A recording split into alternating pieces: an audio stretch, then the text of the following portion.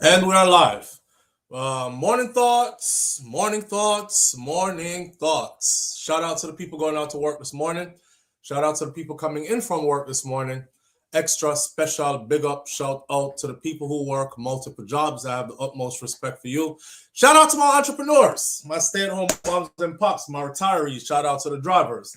Shout out to the Uber driver, Lyft driver, truck driver, taxi driver, food delivery drivers, round town and long distance truck drivers. Shout out to the crossing guards and the school teachers, law enforcement personnel, medical field personnel, military personnel, whatever your job description is, shout out to you.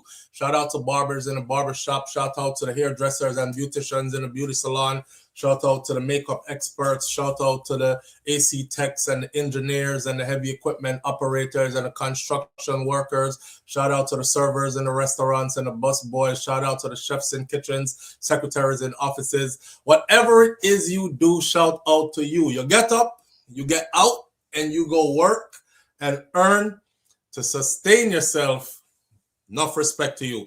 Here we are on this beautiful Tuesday morning. Today is the 24th of February, 2026, and we made it. We're happy to be here. The month is almost over. We'll be marching forward soon, and we have a couple of things to talk about this morning. All right. I know I started a little bit late, but I put a video up earlier this morning that I really wanted some people to watch before we actually start the morning thoughts. And what I'm learning about uploading videos on YouTube is you have to upload on a kind of schedule. And sometimes if I upload one video for the day and I don't come on for that day, that video does numbers. But if I upload one video and then I do morning thoughts live, I tank the views on the other video that I uploaded before. Even if I upload it after, it's usually the same effects. So it's like I have an audience that only pays attention to one upload per day. And then there are people, of course, who will watch the other videos, but it's not going to get the same amount. So I have to be careful about how the upload schedule goes if I actually really want you to see a content. The one I put up this morning about the lady who got caught on fire and how people are responding to her sister asking for donations is something that I really wanted everybody to see this morning. So I hope you go over there and see the video and hear my reasoning behind or my reaction to the comments that I've been seeing overwhelmingly pertaining to her sister asking for help to save her life and, a bunch of other stuff that I said in the video. But here we are. This morning, we have a whole different set of stuff to talk about over here, though. Let's start out by bigging up some people who are present in the chat this morning. It is a closed chat kind of morning. That means all names in green only. And we're going to start this. I don't know why I can't scroll my chat. Okay, here we go. S Diva is the first one in the building this morning. S Diva, big up yourself. Thank you for being here. Anthony Vance, thank you for being here this morning as well. Sharon Spence is in the building with us this morning. Thank you, Audrey, for being here. Audrey said, please hit the thumbs up as you enter the chat, please. More time, we have to remind people to hit the thumbs up button as we enter the chat because they forget, but there are people who will never hit the thumbs up no matter how much you remind them, and we big you up too. Go on, same way. Marilyn Grant, thank you for being here. Appreciate you. June O'Brien was here. Simon G is in the building with us this morning. Empress Stephanie is also in the building with us this morning. You're the Finest said, I was just finishing up something. I was just finishing up the other video at SouFLo just dropped about the burn victim. All right. You're on point. Lovely Aneka, thank you for being here. Lovely Aneka says, good morning. Lovely Aneka is right there on our screen this morning. That's my fellow content creator sister. Go ahead and hit Lovely Aneka up and check out her content as well, or whatever she got going on social media. Mervyn the Point Jamaica Kerr is in the building with us this morning. My brother.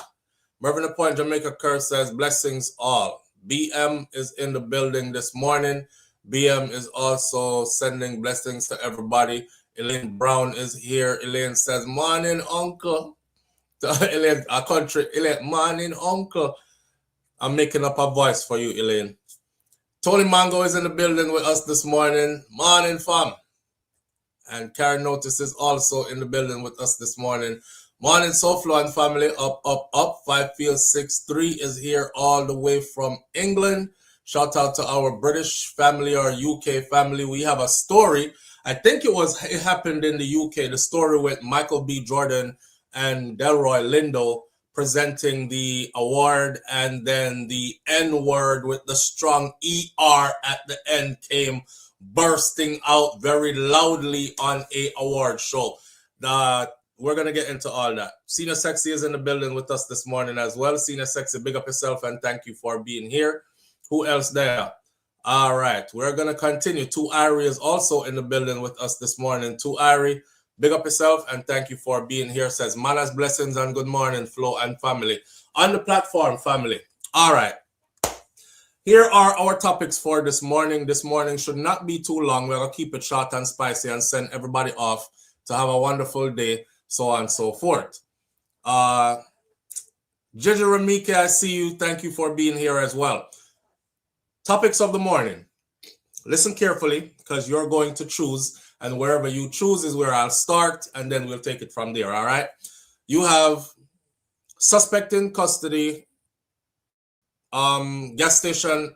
No, actually, you have gas station attendant charged with assault, or gas station attendant charge. You could just put gas station or gas when you're for short, when you're saying which one you want to hear first.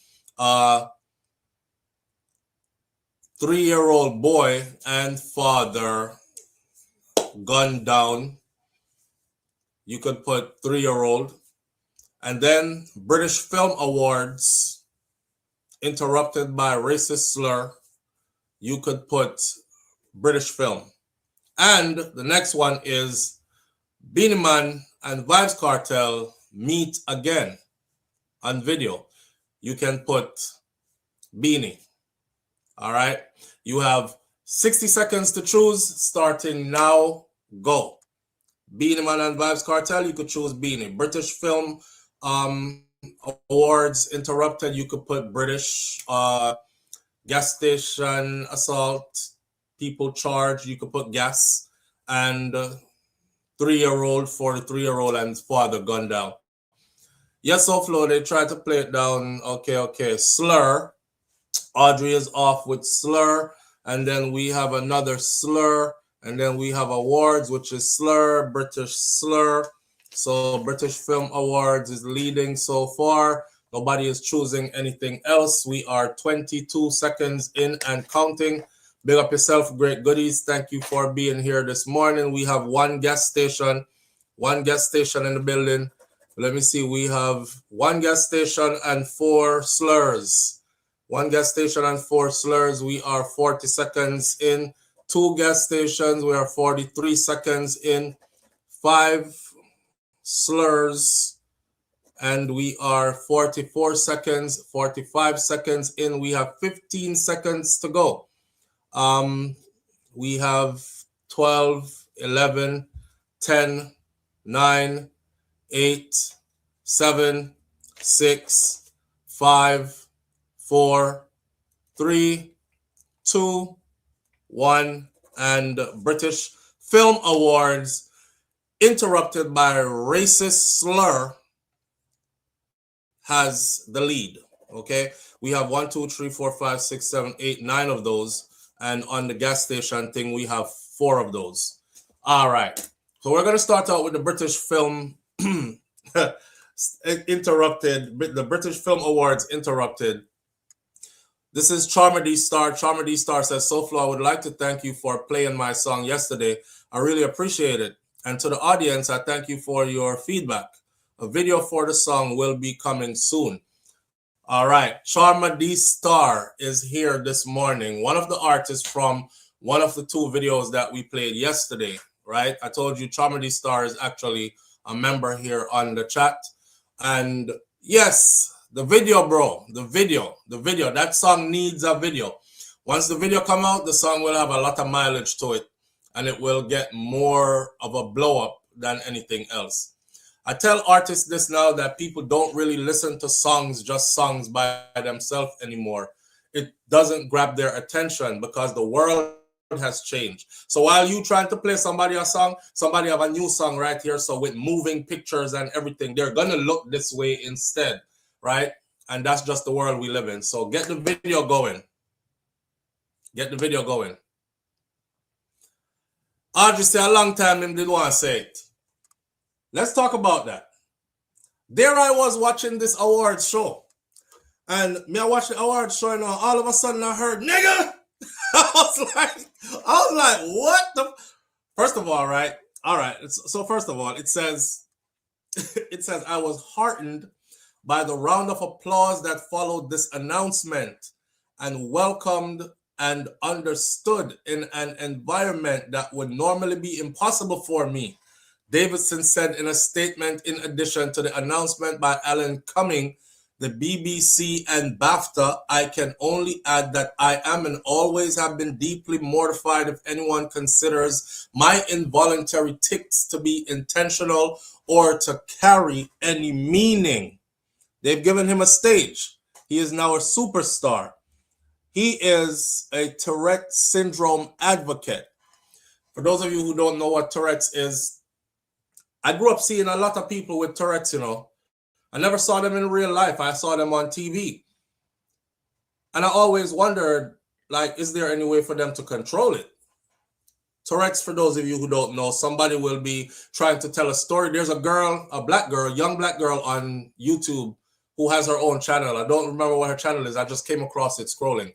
And she was, she's telling a story and she's like, the story is about me and my sister going to the grocery store and what happened at the grocery store. She was like, okay, so it's Saturday morning and fuck, bitch, fuck, shit, motherfucker, you fucking shit. But we were on our way to the grocery store and first we left the house. We got in her car. We took my sister's car because, you know, she didn't want me to drive.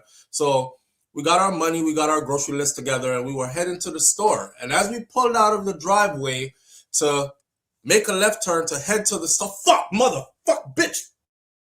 Fuck you, bitch. As we pulled out of the driveway to head to the store, a car almost collided with the back of our car, you know, and I was like, oh my God, I almost died. Just like that, just pulling out of your driveway. You know, you got to be thankful when you wake up and you go out and you make it back home safely every day.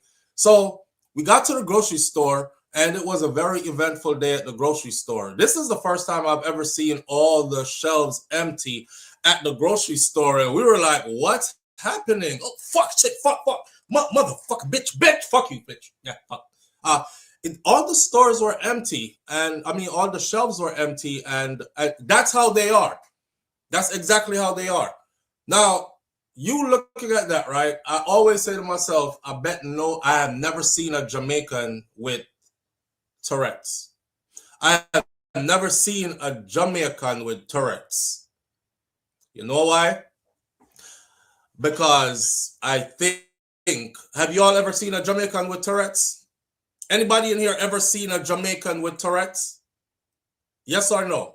I want my audience to give me some feedback. Have you ever seen a Jamaican with Tourette's? A Jamaican adult, a Jamaican child with Tourette's. I just demonstrated to you what Tourette's looks like. Have you ever seen a Jamaican with Tourette's? Sister Audrey, I'm asking mug of hot chocolate under 20 inch of snow. All right, Junior, talk about something else. Mistress B says, yes, I have seen a Jamaican with Tourette's. Fivefield says no. Anthony says no. Nan says no. Karen says no. Diane says no. I bet money on it that majority of us have never seen a Jamaican with Tourette's. I have never seen a Jamaican with Tourette's. Because I just believe so them will box it out of you. What you just say? I want to give some blood. Hey. And they will coof it out of you to where you just don't say anything again. And even if you do say something, you're going to learn a way to actually control it. We grow rough, you know. We grow rough. And one thing about our culture is buffing is always on the menu. You know what I'm saying? It's not like other cultures where they're super sympathetic. Oh my God, little Johnny has no control over what he just said. I am so mortified, sir. I am sorry. You know, your little black boy walks into a place and goes, oh, white motherfucker, hunky, bitch, fuck, racist shit. And you are there apologizing for him.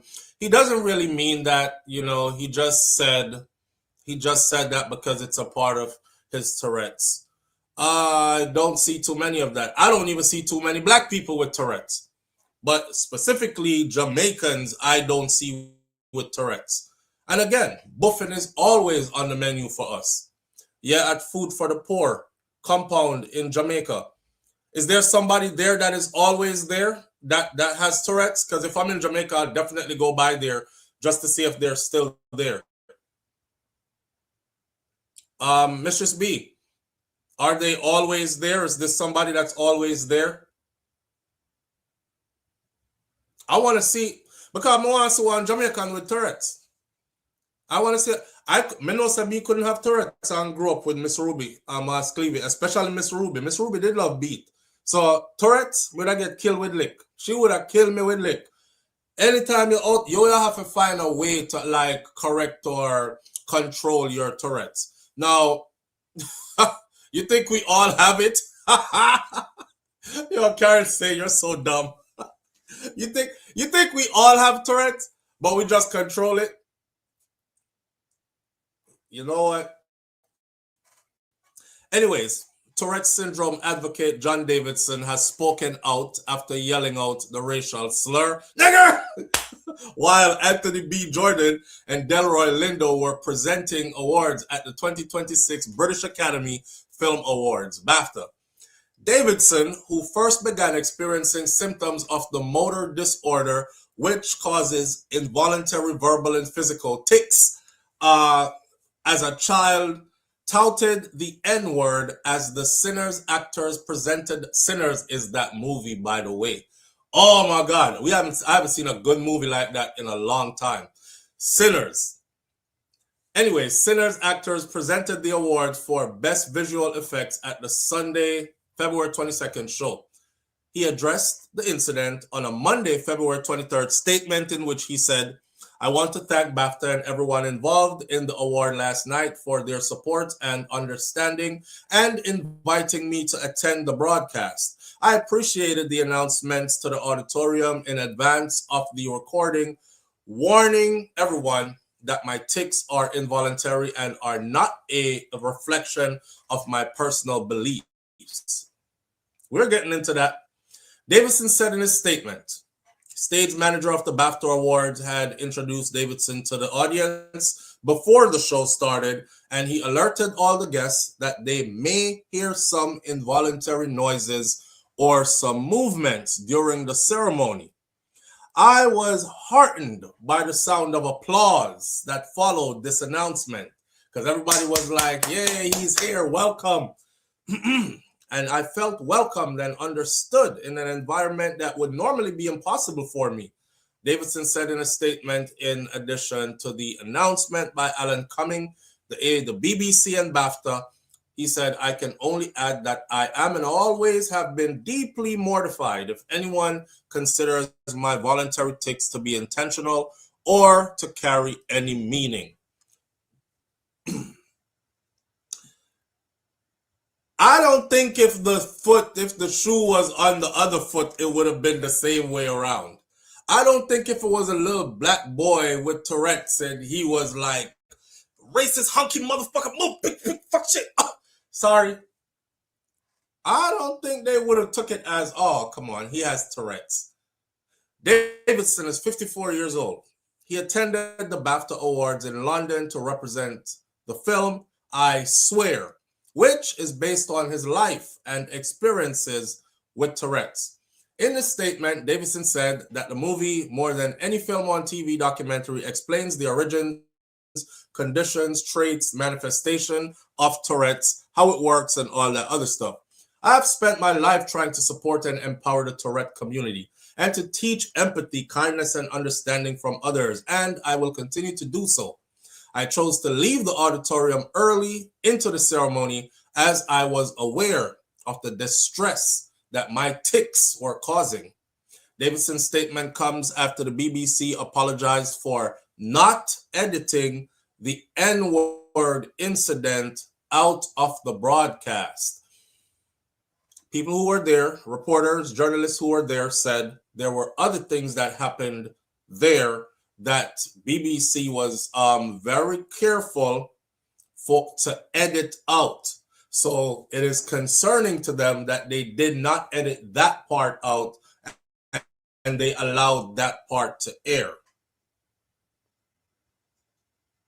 Lindo, at the after party, said that he and Jordan, Michael B. Jordan, did what we had to do while on stage during the incident, but said that he wished that someone from BAFTA had spoke to them afterwards. So they went up there, they did the presentation, they get called nigger, and nobody spoke to them after.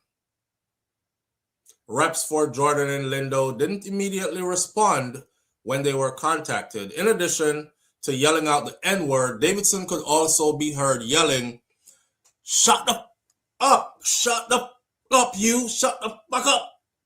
So he didn't just say, nigger, he also kept saying, "Shut the fuck up," during various points.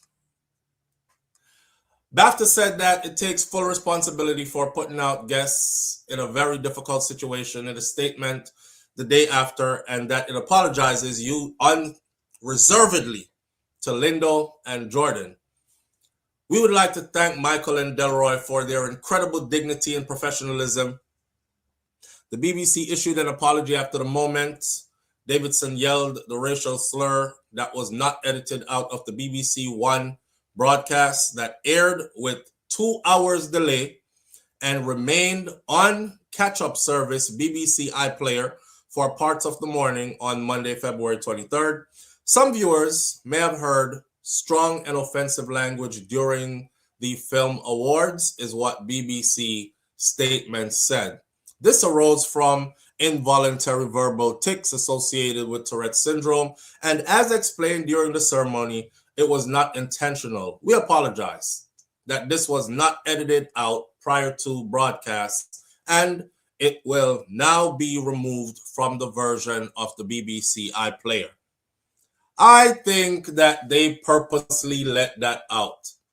I think they purposely that, yeah, exactly, Audrey. Honestly, my opinion is, let's finish this. They said, "You may have noticed some strong language in the background. This was part of the Tourette syndrome show up for some people as the film explores that experience. Thanks for your understanding and helping us to create a respectful space for everyone." Later in the evening, colonizers! Later in the evening, he addressed the audience about the incident once again, stating that Tourette syndrome is a disability and that the tics you heard tonight are involuntary, which means that a person who has Tourette syndrome, please remember, they have no control over their language, and we apologize if you are offended. The NAACP also reached with a statement calling Lindo and Jordan Black men who deserve dignity and respect, not to be subjected to racial slurs. So while their professionalism on stage at the BAFTA was admirable, they shouldn't have had to endure all that. Staying calm should not have been a prerequisite for Black talent to exist in these spaces. Stay calm while you are abused verbally. Jordan and Lindo's movie earned 3 awards at the BAFTA Awards: Best Original Screenplay, Best Original Score, and Best Supporting Actress with Wumi Mosaku. So they picked up 3 big awards there. And they still got assaulted. And now we're supposed to expect that it was just a guy with Tourette's. I'm not buying it. I'm not buying it. I think he said what a lot of them probably were thinking and wanted to say out loud, but couldn't say out loud. And they secretly celebrated inside of themselves that he had said it, because they could look at him now and say, he said it and he has Tourette's. So don't take it too personal. Or I also think it could be that his team around him told him to make sure he said that, because it would bring a lot of publicity to his movie. I didn't know he had a movie out about his life and about Tourette's and the origins of Tourette's and the diagnosis and when he found out he had it and how it developed and all that. We didn't know anything about him or the movie. And had he not done this, you know, if you think outside the box, you know, had he not done this like a publicity stunt right here, nobody would still know anything on this side of the pond about that damn movie about Tourette's. Because it's not stuff that we're into, right? But now we know. Now we know that he exists. Now we know that his movie is out and it's about his life. And somebody is going to want to go see it. I think that was done on purpose. I think that was done on purpose. I don't buy it that Tourette's people just say involuntary stuff. I think they say stuff that's on their minds, but they don't have a filter for it. It's kind of like when I go in to do therapy with a dementia Alzheimer's patient. You know, Jamaica again, Jamaican culture. Hey, that gather water, you know, she'll go and come. One day she remember you, next day she don't remember you at all. One day she happy and laughing with you, and the next day she cuss you like dog. And I think they are aware. Just the filter part of their brain. You know that part of your brain where you say to yourself, say, I want to tell the girl about her blood.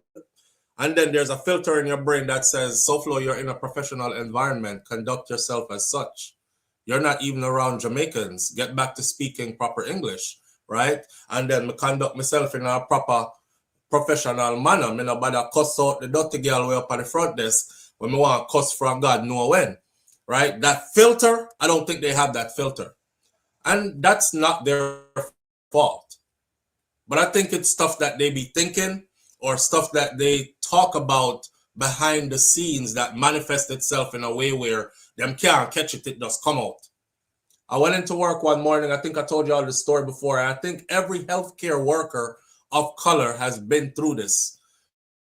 Went into work one morning. There's a guy who was Alzheimer's dementia, you know, he's going through his stuff. And when he's not, when his meds are calibrated properly and he is on a calm, nicest person ever, he'll tell you about his whole life and he'll tell you about his time in the oil fields and he'll tell you about how he lived and traveled all over the place and all these other stuff, adventures. No disrespect ever. Compliant with therapy, everything. When his medication is not calibrated properly, I went into work one morning and I heard, first of all, as you come in the front door of this facility, there's the nursing station right there. So the nurses at the nursing station usually give me a heads up as I walk in the building, right? I'm like, morning, everybody. And they're like, hey, morning. Hey, you got something on your hands today. I'm like, what? What are you talking about? Mr. XYZ, he is on one today. Brace yourself. I don't know what they're talking about, but okay, one of my patients is off. By the time I get into the therapy room, I walk into eeny, meeny, miny, mo. Hang a strong ER word by his toe. I string him up, hang him by his toe. And I said, good morning. How are you? So I'm trying to figure what is Picasso, right? I'm like, good morning. How are you? I'm putting my bag down, putting my computer down, and I'm trying to assess, like, is he okay? Is this coming from, did you wake up this morning and decide to be unfiltered, or something is very wrong? It turned out something was very wrong. We had to actually send him out of that facility to go get outpatient care, get patient care somewhere else. They take them to a behavioral clinic where they monitor them closer and recalibrate their medication. I never liked him when he came back to the facility either, because when he came back, he wasn't his energetic, jovial self. He was like his mouth half open and he's just slumped and just stuck like this. And you have to say stuff to him like 3, 4, 5 times, and then he'll be like, huh? Okay. Yeah, yeah. You know, I used to feel sorry for him.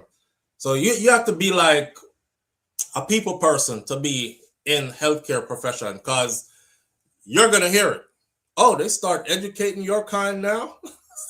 I've been told to move the bedpan and change my diaper, and I'm like, that's not what I do.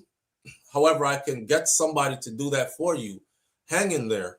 What do you do then? I said, I'm a part of the therapy team, therapy staff. Oh, they start educating your kind now? I'll be right back. Hang in there. Like, hey, get somebody down there real quick to change XYZ, like, yeah.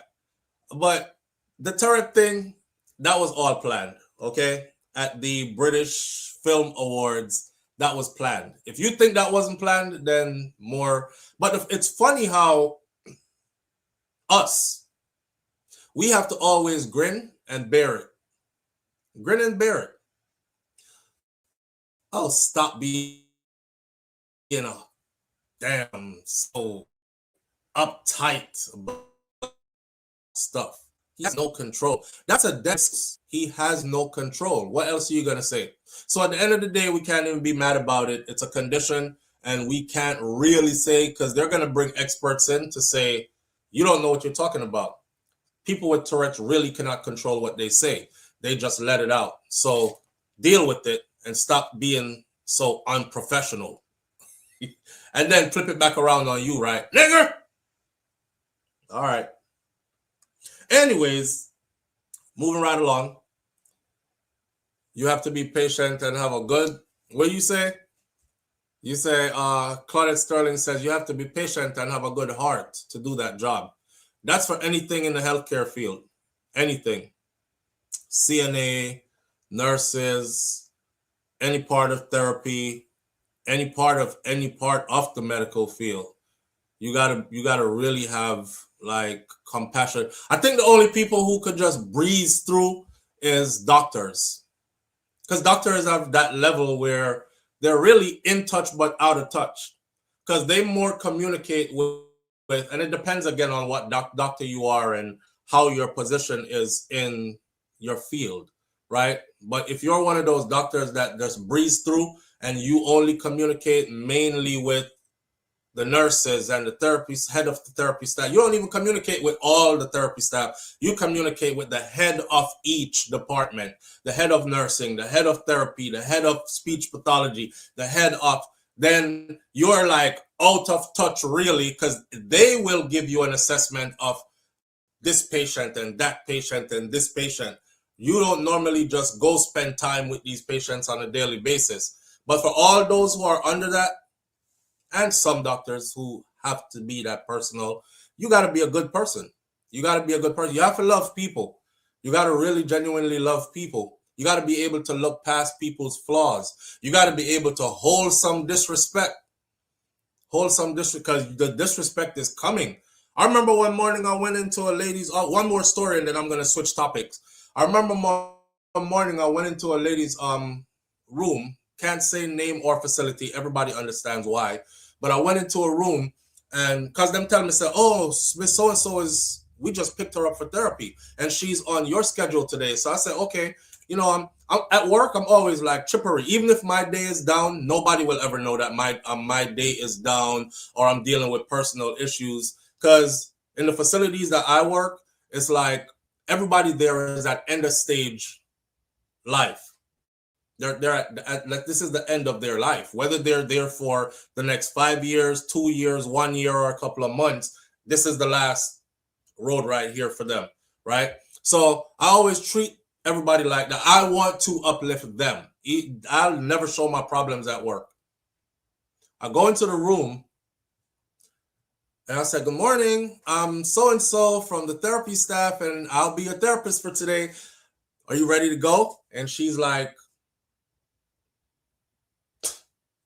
she did just like this. And turn around like this. She was sitting in a wheelchair. She turned her wheelchair around like this. And gave me her back, right? So I'm like, okay. I take it you're not ready to go. I heard, stop talking to me. You don't want me to talk to you? I said stop talking to me. Okay, I'll be right back. Don't come back.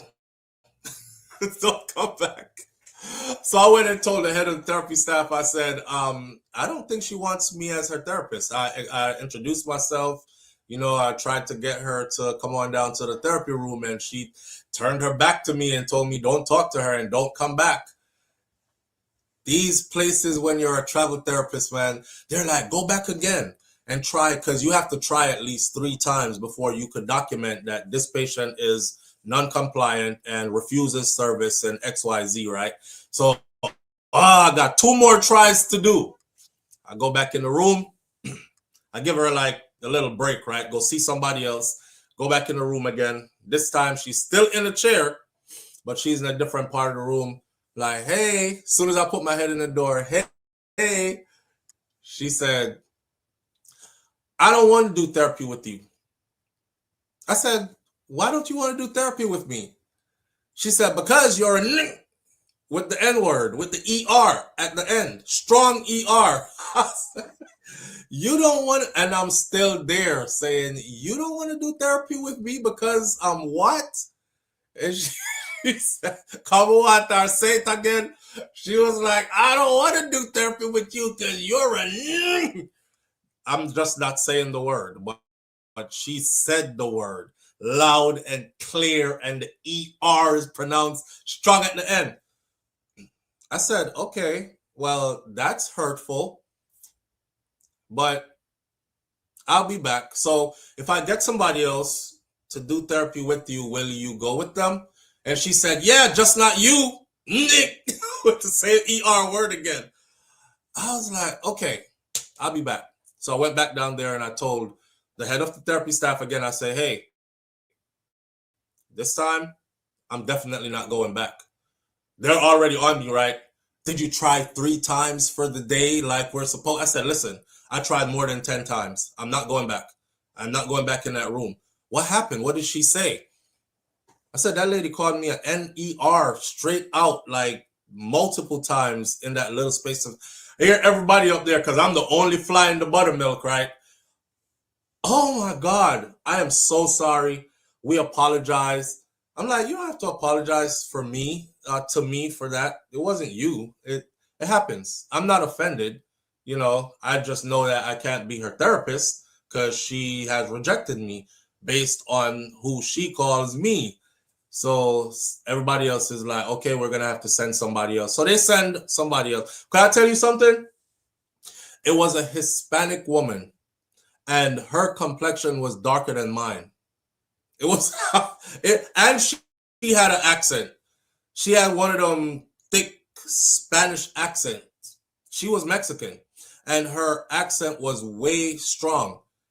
And she was darker than me in complexion, but she was Hispanic. So that was the crazy part.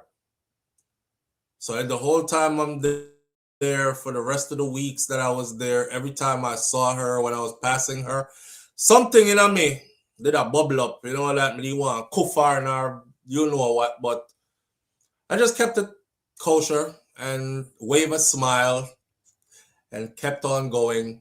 And every time she see me coming down the hallway, she would fold her arms like this, cross her chest, and start doing like this, like. And she didn't have behavioral issues or was diagnosed with anything behavioral. She just was that much against Black people. But hey, welcome to the healthcare field. Yeah. That's one of the things that a lot of people who are doing healthcare right now, I tell them, say, when you get out there, you're going to see completely different from what you went to school and thought you were coming out to see. Because I did. So many things that I could talk about in the healthcare field, from nurses and CNAs and getting feel up and hide in a closet and romance on the job, to you being called out your name by patients who are not too right in the headspace, to just a whole bunch of everything that I've seen. It's a whole different world. It's a whole different world. I didn't want left hand her. Yeah, the whole of the time I was there, Audrey, but you want kufar, see? because the way she said it was hurtful. But then I thought to myself, she's at the end stage of her life. You know, I'm pretty young. I have a whole lot of life left to live to even get close to her age. And she's already there. So if she's there with that kind of thought process in her mind, then more power to her. More power to her. I hope she finds some kind of happiness somewhere. You know what I mean? That's all I can say for them. And just keep it moving. I'm sure there are lots of stories in here to share about anybody who's in the healthcare field. I remember my auntie told me about the woman that spit on her. She said the woman spit and the woman did sick, have cold, a bad cold. So when the woman spit, she spit one big yellow thing on her. Oof! In my auntie face, and my auntie said just run down the side of her face. So to how she shocked, she froze, and she could have feel it just run down her face. So and then she freaked out. Auntie said, and that's my auntie who passed away not too long ago. And she said she wiped it off and she got clean off herself, disinfect herself, clean down herself. She passed now, so nobody can do her nothing. Auntie said she went back in there. She opened the woman's mouth and she cook up one of them and let it go in her mouth. I close up her mouth for her. And she said the woman was like, like she was dying. And she was like, yes, bitch, don't ever try me like that again. I said, auntie, you really do that? She said, yes, I did that. That nasty bitch, she know what she was doing. And she said, anytime she see me, I come after that, she never told anybody. And I never told anybody either. And anytime she see me, I come after that, she straightened up from then. And she never tried me like that again. I couldn't do that, though. I couldn't do it. Lord have mercy. True SouFlo, you have to have a strong personality or you're going to crack. May I tell you. So shout out to all those going through nursing school and CNA school and therapy school and whatever school you're going through. The field is here for you. Just remember I told you though, be strong. Be strong because you're going to need it. You're going to need it. Oh, from inappropriate behavior, you get slapped on your body or them poke your pum-pum like this in your scrubs or that all kind of something I've seen. I've seen a patient like poke a nurse spot pum-pum in her scrubs. Yeah, with the 2 finger in there. So, and she's like, oh my God, Mr. Like, let's use a fake name. Oh my God, Mr. Jones, what did you just do? And he's like, I don't know. That time they are dead with laughing. I'm like, why Mr. Jones, with a poke it to it, fat no blood clean, because she got them tight rascal scrubs there. Why y'all be wearing them tight ass scrubs to work? The scrubs are tight, it pop the pum pum. You can actually see the 2 lip them on 2 side height. Of course, the man lay down in a bed from when him now get none, and you flaunting that stuff in front of his face every day. You know when they laying down on the bed, they're like waist level to you. So me a stand up. So me way up here. So he is waist level to you. And you just flaunting your fat pum pum in a tight clothes all up and down feed bed. Let me take your vitals. Put your hand over here. Squeeze this. Hold this up right here like this. All the time your catches there right there. So and the man finally just go like that. You couldn't control it anymore. He is sinking 2 fingers in that blood clot. Yeah, hey, Mr. Jones, what are you doing? What did you just do? I don't know.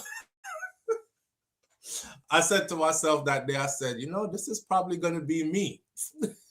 Super inappropriate. After you reach certain age, it no matter. What am I going to do to you? What are they going to do to you? It doesn't matter. I'm inappropriate because my filter is knocked out. I'm going through some things in life. I'm too old. I'm soon dead. I poked a pum-pum today. Don't wash my hand for the next 2 weeks either. I'm just... and I'm requesting the same fat pum-pum nurse every single morning. I don't want my breakfast from you. I want Nurse Jones. Nurse Jones doesn't want to come back in here, Mr. D. She said you're super inappropriate. I don't want it. Send her. I don't remember being inappropriate. She come in there, give her like about 2 weeks. And then you're inappropriate again. Oh, don't hold it against me. I'm 94. Jesus Christ. Can I live? Yeah, them tight scrubs there. So, the scrub them tight, man. Some of them scrubs tight, I've seen nurses on the job, and I've seen nurses, they bend down and you see the G-string and you can see the panty red G-string. I had one nurse, I used to just call out her panty colors every day.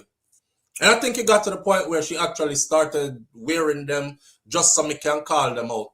I call every day I'm co-treating or getting ready to get. She was very helpful though. She used to be like, oh, who are you going to see next? Let me see if they're on. And I said, okay, I'm going to see Mr. Charles next. And she was like, I'll get him up and get him ready for you.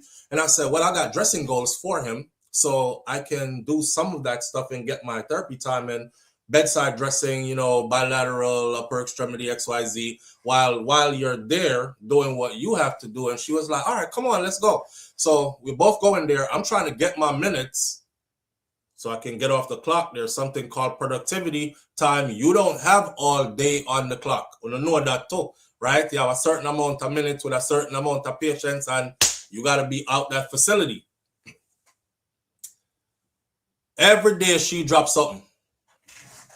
Slow bend over. At first, a couple of times she did it, I was new to the facility. I didn't say anything. I was just like, oh shit.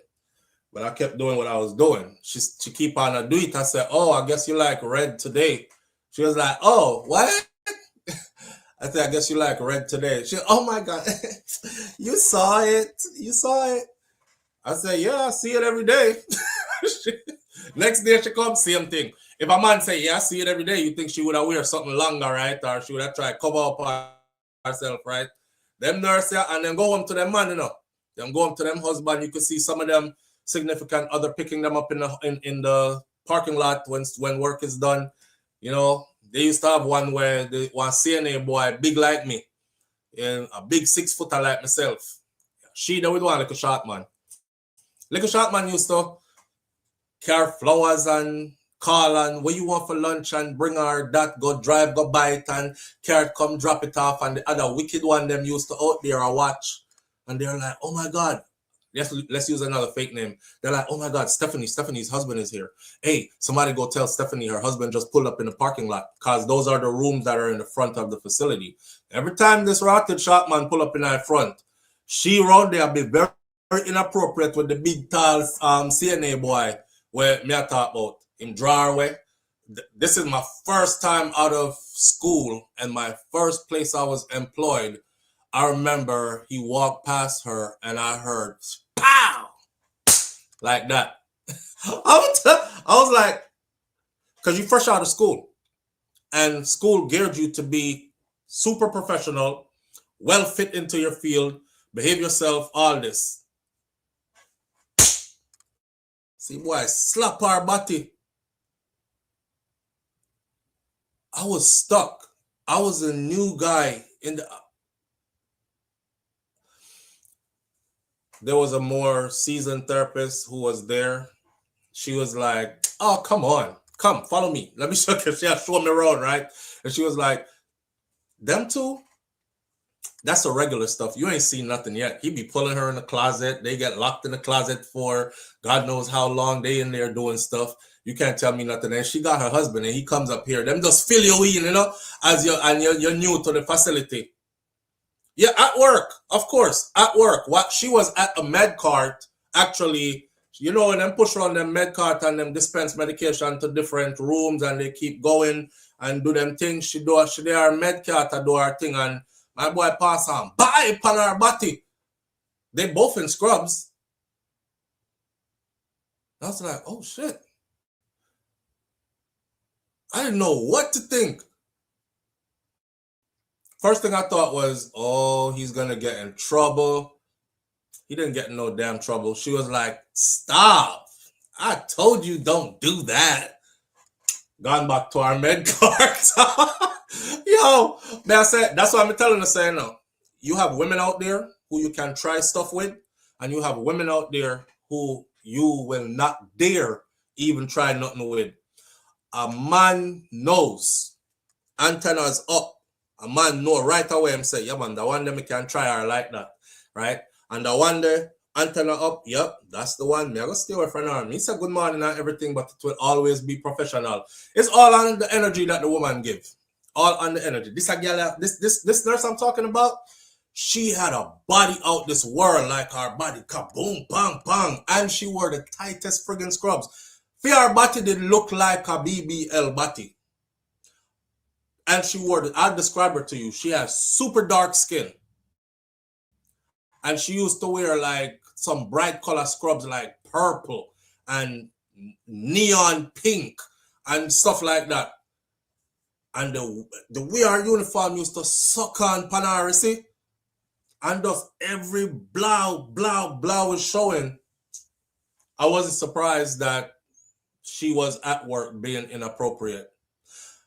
So I tell man, say, boy, brother, if you have a spouse, girlfriend or wife, and she looks up and a Sophia clothes tight to go to work, don't let her tell you nothing about, I'll stop being so insecure. It's my uniform. And with a body like this, anything I wear, see them, you know, with a body like this, anything I wear is gonna look the same. No, it's not. There's women out there with the same body that you have, and them don't look so. And we see them at work, we can't even tell. And when we see them at Walmart, we say blood clot. Out of nowhere, the blood clot just jump out because you're like, Bombara. Me never know, say, I saw Miss Nurse James look. Me mama. But you're saying that in your head, you know? Like, you couldn't tell at work. So it's all on her. If she decides, say, I saw she got work, massa. Remember me tell her, say, work husband did it. And him probably at work it. She used to go take her lunch break with the CNA boy. Me never even did know, say, they have a different parking lot. This whole time I worked at this facility, I parked on one side of the building. I walked myself all the way to the other side. I was there for months before somebody said, hold up, where do you park? I say, I park all the way over there and walk over here. And they're like, no, nobody told you. We park in the back and you walk through that door right there. Short way in, you know. Me never know that. So when I go around and park one day, you know, I realize there's a bunch of trees around there and the tree them line off and create a nice shade for all the cars to park for the employees, right? And then back up them car against one fence. I'm driving through there looking for a space to park, and who do I see?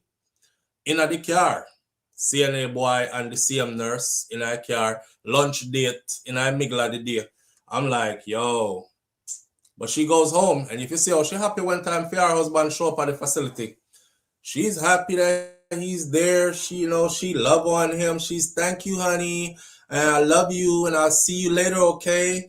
And I said, wicked as Ross. She had the CNA probably eat. She and the CNA eat the food when they when the husband bring up. Some big disrespect. Some big disrespect. The medical field is something else. Some big disrespect. You just have to be strong. I saw a nurse, a male nurse, and the male nurse was letting out secrets. The male nurse said, I don't even want to be in a relationship. I graduated school. I got all my certifications. I've been a nurse for like 2 years now, and I mostly work the night shift. And I'm telling you that there are people here other nurses who actually schedule and take night shifts just so they can be with each other. Some of them take travel contracts just so they could go spend time on the road away from their families and spouse with each other. I said, damn. He said, man, listen, you out here thinking they in there doing work. They in there on one of those beds going at it on the night shift. And these are nurses, certified nurses. And they get up and he goes home to his wife and she goes home to her husband. I would never. And I said, damn. Now, the comment section, right, of this guy's video, he's on Instagram. And he talks about his nursing journey and traveling and all that. He's on Instagram, but he said, young black dude, he said, the comment section was full of Jamaican women because them are typing a patwa. Big batty boy, you see how your chat no bomber clock. That was some of the comments. Big batty boy, you see your chat no bomber clock. Next girl said, I bet say because him now get none and nobody no want him. Next person said, and none of the women are saying, damn, that's messed up. I'm a nurse. I wouldn't do that. That's super inappropriate. None of them. The whole of them are cuss the youth because the youth are tell the world, say, man, I don't know. If you got a wife and she a nurse and she working nights, there's a high chance she getting clapped around here because they be going at it in here. At this facility I'm at now, he said, everybody here is fucking somebody in here. And all of them got somebody at home. And it's weird to me. And it affects how I look at relationships. So as long as I'm nursing, I don't think I could actually have a relationship. I'm going to be here in the middle of the night. Who's going to be at my house? It makes me paranoid. That's what he said, right? But you want to see the woman them. You want to see woman them. When it says SouFlo, your phone is not ringing. My phone is not ringing? Why not? Let's see.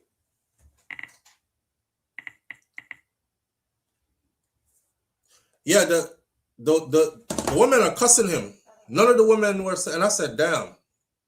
I was looking for some decent woman in there. Somebody I said, boy, I look like more indecent woman than there are actual women who are the other way, you know? Most of them were cussing him. Why are you telling on people? Why don't you mind your own business? Look on him. Nobody no want him, you know. That's why I'm a talk. And I said, damn, they probably do the same thing too.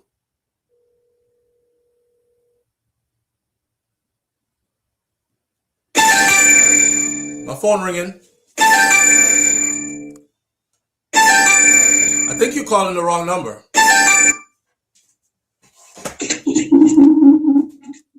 Hello? Hello? Big up yourself, bro. Let me put the number on the screen because you might be calling the wrong number. The number is 1-806. Use WhatsApp or just dial straight through. It's 1-806-587-8953. Call in. WhatsApp is good. All right, there it is. And I will pin it at the top of the chat for you. See it there. And it's pinned at the top of the chat for anybody else who wants to call in. What do you want? What you don't know won't hurt you. True.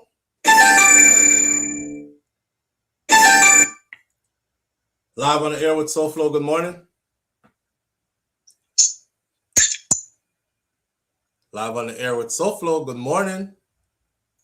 Hey, yo, SouFlo. Yeah, fam. What's happening, brother? I'm good, man. Man. I'm a big fan. I'm going to big you up. I'm in London right now, yeah? Oh, big up yourself, fam. Oh, mate, I tell you what, yeah, we got a next dude that does a show like you over here, but he's not as real as you. Yeah, and them call him James O'Brien on the LBC thing, you understand? Yeah. And but I just want to say, you know what? It's facts what you're talking. I'm driving in my car right now, watching you on the YouTube, and everything you talk about is so real. I've lived a similar lifestyle, like a lot of the experiences and what's not. So just to hear you, brother, you can relate. Talk a lot of this stuff. Absolutely. And you know, just listening to you, seeing you as a person is, you know what, I can see a lot of people might see that you're biased, but you know what, you remind me of my mom's energy, you understand? Oh, wow. And she was a legend in that same field what you're talking. Some people can talk. There won't be a lot of people that would like what you say, but everything that you say is so genuine, and honestly, I'm feeling you, brother. Just keep it real, right? Just keep it real. No doubt. And yeah, man, just all I want to say is I'm so glad that I got hold of you right now, because a few times I've tried to call in because I make it on my way to work every afternoon at 1 o'clock in London time. I always make it a mission to listen to your show, and while I'm in my workshop, listen to your show. It's so, bro, it's your profit, bro. I appreciate you, brother. I appreciate you. Thanks for tuning in. Listen, thank you for what you're doing, my brother. And what you're just talking about, the nurses and that, I've lived a similar experience with somebody, so I'm not going to talk talking about it. But I've been there with somebody's other rare, you know what I mean? And so it's real. It's real. It's happening. It is happening. It is. More than we care to think. All right, brother. Big up. Absolutely. All right. Take care, sir. All right. All right. Hey, I love a British accent is different from a specific London accent. London people, Jamaican culture is strong in London, you know. Live on the air, SouFLo, good morning. Hey, SouFLo, can't believe I'm on the air. You're on the air. What's going on? Would you consider healthcare stressful? Would I consider the healthcare field stressful? Yes, absolutely. Well, probably they're just de-stressing. Yeah, it's okay to de-stress, but not if you have a partner at home and you de-stressing with your work husband or your work wife. Also, the home is stressful as well. Oh man, hey, you sound like a culprit, you know. You sound like you one of them that's de-stressing. Just saying, SouFLo, just saying. All right. Take care. All right, fam. That could be, that could happen, you know. Listen, if you have a cheater, you have a cheater. And no matter how you try to make home happy, your cheater is going to cheat regardless. You know, nobody can stop a cheater from cheating. You just have to have a personality that I'm a no-nonsense kind of person. I'm not looking for nobody. I don't want to be with nobody. Respect my boundaries. I'm a married person, and this is what I come to work to do. Let's keep it 100% professional. If you that, then you're that. But there will always be people there trying to overstep your boundary and see if they could be the one to crack it and make you do things you said you weren't going to do and all this other stuff. That's why I say you have those people who, especially women, you know right away as a man, don't run no kind of joke like that with her. You have to end up in the HR, you will end up getting written up, and you'll probably end up getting a charge against you or something. Just keep it straight 100 professional. And then though there are those who from the first, hi, how you doing, you already know.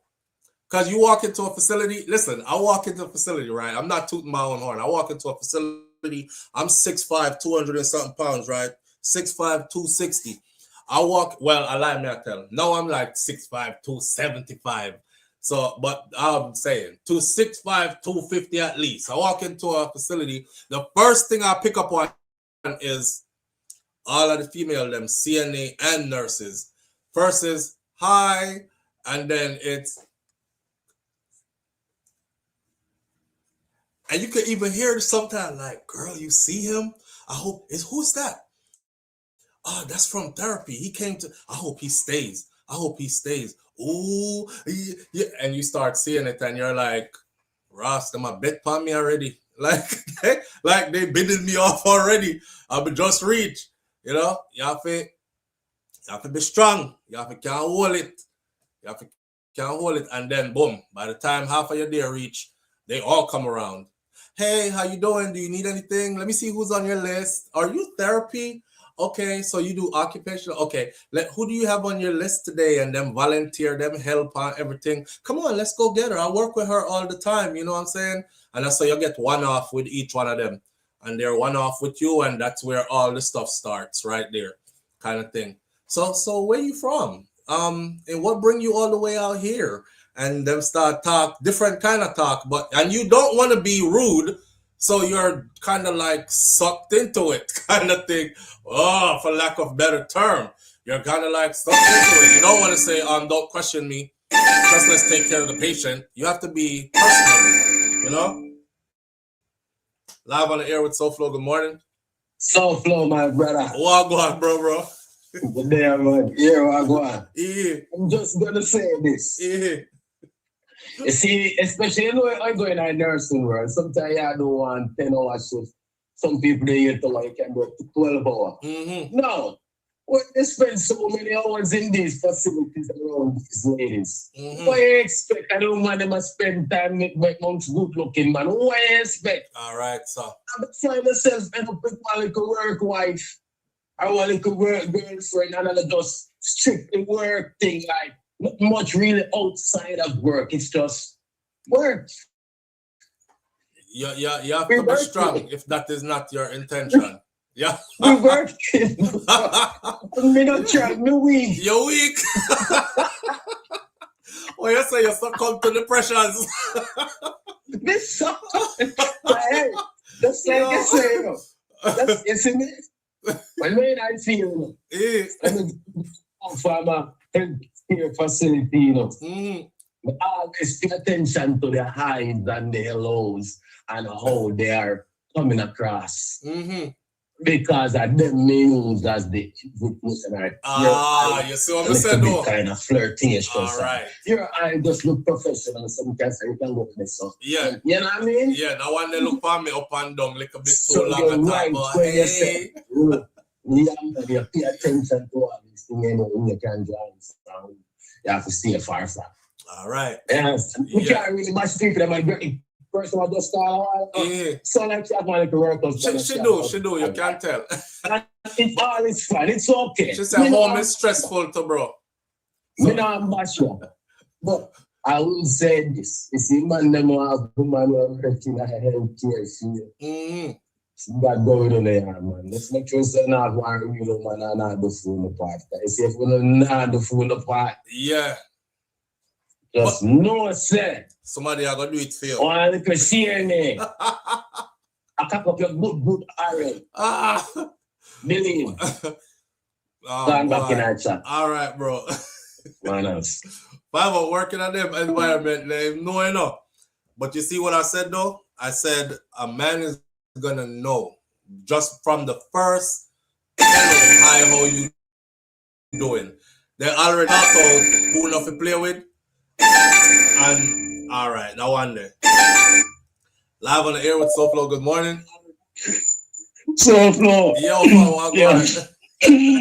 man, Now look at nurse girl over there, look. Where I look?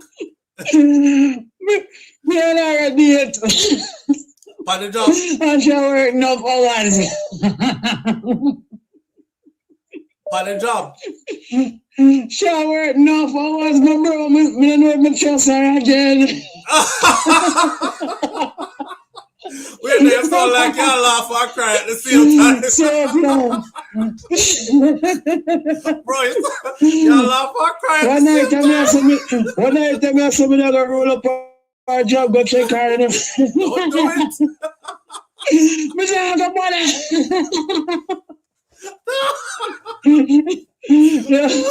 Wait, you work night time? But I'm awake. Yeah, talk my life. A night shift to work? Big man, she take all I shift them.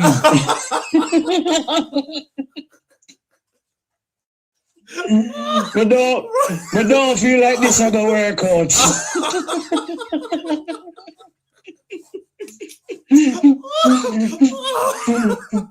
No brother not kill me this morning. Bro, I said she take all of the shift them. She take all I shift them, my brother. She does not try to get rich, man. She love her work, and that's all. Jesus Christ. We don't need her to be so dedicated at time. She enjoy work, bro. Me see what you say. It seems like she love the work thing for real. Like real. Yeah, I don't know if you know nobody will love work, so Me not know nobody. Yo, I check them fat, you know. You know how much hours she did there? yeah. Then the work she did there. You know Oh. Yeah, I believe she work hard. Yes, she did work hard. All right. She have an incentive to be there, bro. Either the checkers, extracurricular activities are going. But there's no way for you to know. Come here, I tell you right now. So Brother, I don't feel like this is going to work no more. Me not feel like this is going to work no more. I'm back on the market. You have to go and get her a chance, man, and go and feel it out. So I don't know if I'm so dedicated again. You know? I might need to advertise me have an open relationship slot. Yeah. You're power already. Brother. I don't think this is going to work out, you know. I don't feel so faithful again. Don't be insecure though. Make sure stay in and that's why I give up your thing for no reason. Cause this thing not go all across the board. She one of them kind of resting bitch face there. She friendly. She kind of saucy. She saucy. She like hard for approach to strange man or cause you know your woman, you know she kind of hard to approach strange man or she friendly. If she not like you, you're not get you. Well, you know what? On second thought, me don't know. The whole of them. Me don't know what they wish she like or what. So me don't know if this is the work out. Not try and help you out, bro. Man, listen from morning, you know. Try see too much of them box they get checked off. And then the next girl they go call in and talk about work stressful and home stressful too. Yeah. She's de-stressed. This now the work. Oh my God. Why? All I can say is I don't know, I'm gonna do some investigation or something if it means that much to you. If not, just not. I feel like God give me one sign, bro. You feel like God give like, I catch the program early this morning, bro. And you know them say nothing in this universe happen by chance, you know. If you're hearing then something, it's because you were meant to hear it, you know. Then not that me I say, brother, is like you see most time me catch it like a quarter way in. Yeah. Because you start kind of early for me. Me's a late brother. See it. So when me catch this like almost at the beginning, bro, I mean I hear this type of rhetoric. Yeah, me not think it's gonna work out. You're in your thoughts. I mean, one of them jealous yarded it to say, it's not gonna work. It's not gonna work. It's not gonna work. Yeah. I feel like me need to go get an RN job too.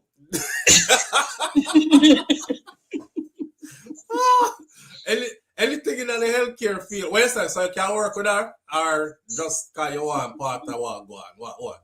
You don't get all a healthcare job. Listen, you don't have to be in healthcare. You just have to be around them because I would say even you know what I'm gonna do? Me have to buy one of them machine the way you have to refill out there. Yeah. One of them food machine there. And put it right in that building there. Watch. The vending machine. So So you're in there every day and check your vending machine. You're in there every day and check your vending machine. All the vending machine guys here. Yes, man. I got snacks. I got snacks. Hey, SouFLo. If we disagree about a program for watch on TV, the relationship are done. Can you not get your wallet already? Yes, man. I'm a believer in the almighty science. Yeah. Why me a laugh cause when your colleague, you know, your colleague sound like that. It's like a laugh and a cry and go on at the same time. Jesus. You don't laugh and you don't cry, bro. I say, yeah, talk, Virgin. I'm there, grab up, grab up the arm on the chair, Virgin. I broke me out for broke it. Hey. Yo. Okay, we need something strong in the morning, yeah. Let me tell you something. Carry lunch, go up there, go gear her one day. Call her and say, babe, what you want for lunch? I'm in the area. And just carry go in there, go gear her and see. And look around. You know what she like eat, man. I just carry it. All right. And look around. And you will pick up vibes. From there, so you'll pick up vibes. The front desk girl kind of look for me long couple times, you know. Yeah. Like yeah, man. She look for me long couple times, you know. Like, so should I should I fling peace by you? Or either that time she want to tell you something. Yep. Like, one out of few. I just want to tell you something. I'm sorry for you, bro. SouFLo, I can't manage this morning. We need to roll something strong. Boy, I don't know what to tell you. We need to roll something strong. Yeah, go do that, brother. Go do that. Big up yourself, see we hang in there. Blessed man. Back in our chat. See? Don't kill me now, morning, yeah. All right, sir. All right. She probably look for you like she feels sorry for you. Because that's how we used to look, I swear. The one that I tell you about, I used to be trying to tell her husband stuff with my eyes, but he just can't read the room. Live on the air with SouFLo. Good morning. Morning. Hi, what go on, bro? Alright, bro. So me have a story, but I don't about me, about my brother. Yeah. Alright, so my father have a townhouse. We live in a North Georgia, so my father have a townhouse and him travel back and forth Jamaica mostly. Right? So we are renting, we are do Airbnb and them thing there. Me don't know when my brother find out say travel nurses paying full and I say, yo, bro, you know, say travel nurses them like them paying in full and would I feel like, you know, you better than Airbnb. So me as the older brother now, because I'm at 21, you know, me at 30, me as the older brother now, I say, all right, you man, do your thing. Same. Man, spend a quality amount of time over the damn townhouse, you know, So when I rent it out to a travel nurse. When I rent it out to a travel nurse. Yeah, but multiple. There's multiple travel nurses. Okay. Got recommendations and so. Okay, yeah. But my brother always like when me call him, I say, oh, him just a check up on the house and them from there. So I say, all right, cool. Yeah.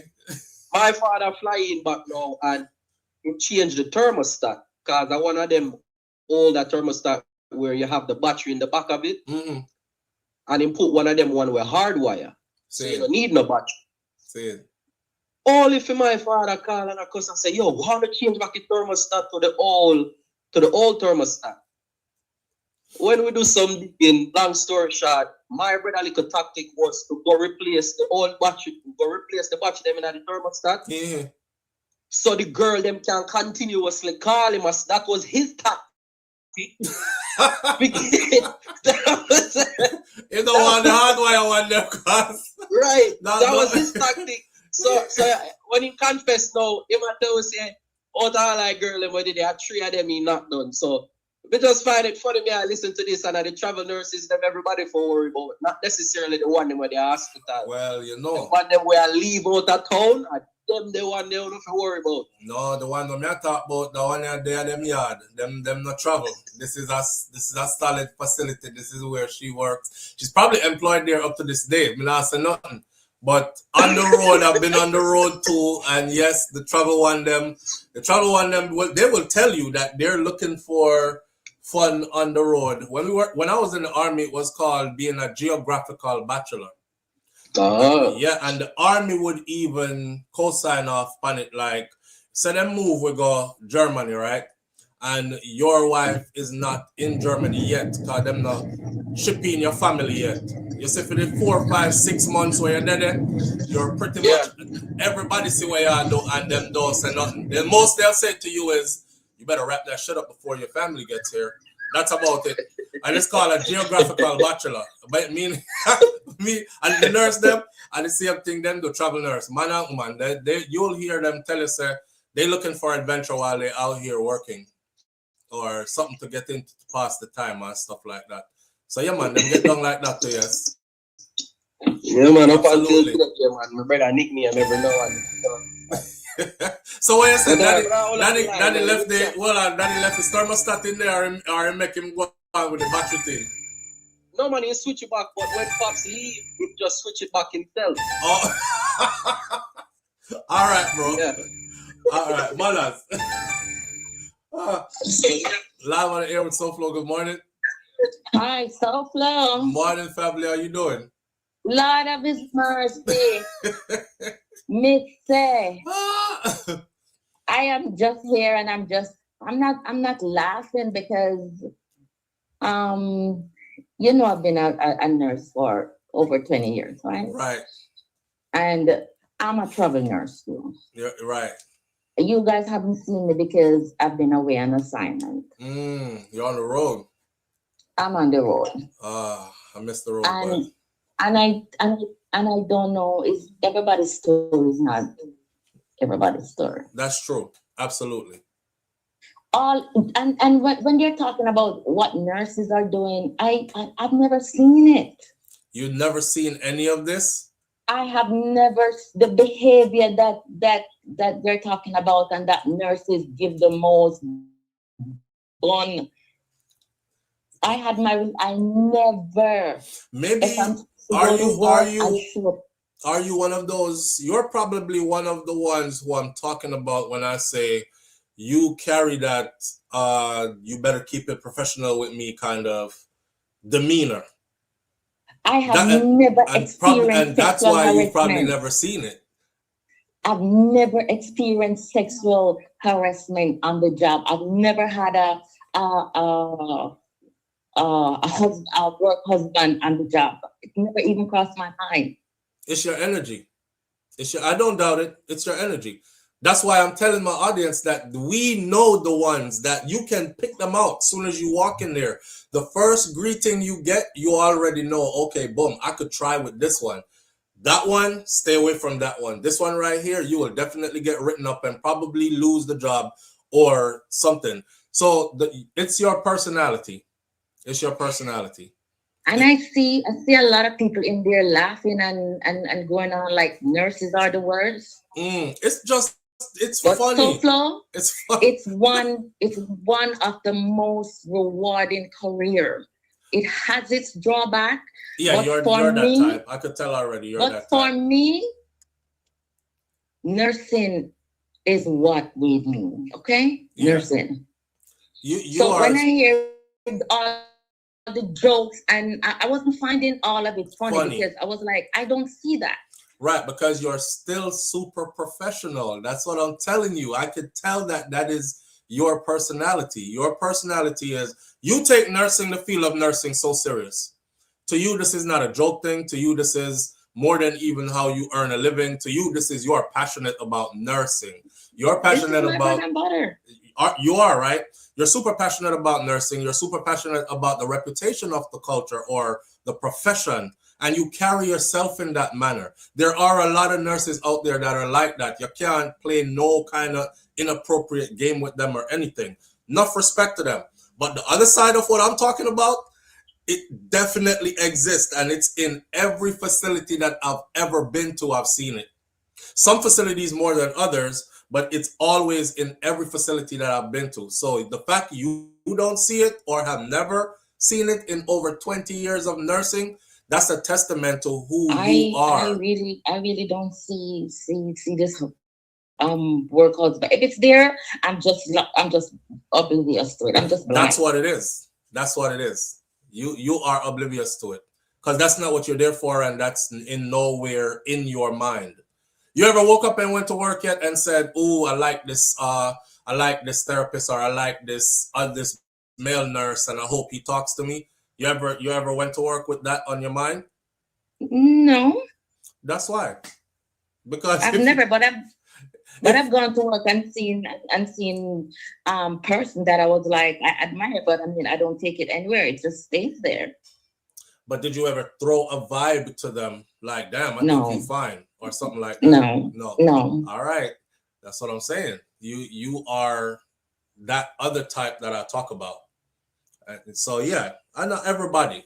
We don't want everybody to think that the nursing field is just some big joke. As a matter of fact, just to piggyback off the heels of what you just said, I will say this. The people who I've worked around in every facility, they can be super inappropriate, but when it comes to doing their jobs and taking care of the patients who are there, then nobody is more professional than they are. So they definitely like compartmentalize the two. You know what I mean? But the inappropriate behavior happens. I am not saying it doesn't happen. I'm sure it does. But I just feel that this morning everybody just calling in and try to demeanor and try to look down on the nursing profession. I just find that what was happening in your chat this morning. People are calling in to share their experience or their concerns. Like one guy calling, he's with a nurse. But a lot of time it's just things that they hear and people make stuff up. Yeah, well, I'm not making stuff up. I can tell you that's what I've seen. And I have a whole lot more. But I could tell you that this is what I've seen. You know? And check it out, right? I'm the kind of person too who I'm never inappropriate, because I've learned this. When you go to a facility, you have to be a part of a care team, and you don't pick who is on that care team, but they can pick how long your contract lasts. Because if I end up at a facility and they don't like me there, all they have to do is start making complaints like, the new guy that you have here, he's hard to work with. None of us get along with him, blah, blah, blah. And before you know it, they're telling you, well, we're going to have to cut your contract short. We have another facility that you can go to extend your contract or start a new one, blah, because they don't want you there. So I try to blend in with each care team and just go along with the flow. I am often right in the middle of inappropriateness, and the most I will do is skin my teeth like a bit and and I don't have an opinion, and I'll ride it out because I know that my contract is a contract and it ends in a couple of weeks and I'm on to our next facility. So I see it and I'm there. I'm not partaking of it, but I'm there, and I don't want to be in the mix-up just in case anything goes south. You understand? So I see it, man. I see it. And it's not trivializing any part of the healthcare profession, any part of any fields. So, but you love nursing so much that you feel offended. That's what that is. I was offended because I just feel as if that they were dragging down the nursing profession. Yes, I did. Well, and it doesn't go for everybody. It might go for a handful of people, but it's not universal. Right. We hear that. We hear you loud and clear. And I think we have that established as well, because we have other nurses in here right now who are laughing, and they know as well that they're probably not like that, but they have seen with the things that I'm talking about. So they resonate with what I'm saying. You know, both male and female nurses are here right now in this chat. So don't take it with a grain of salt. As long as we're not talking about you, then you're all right. Okay?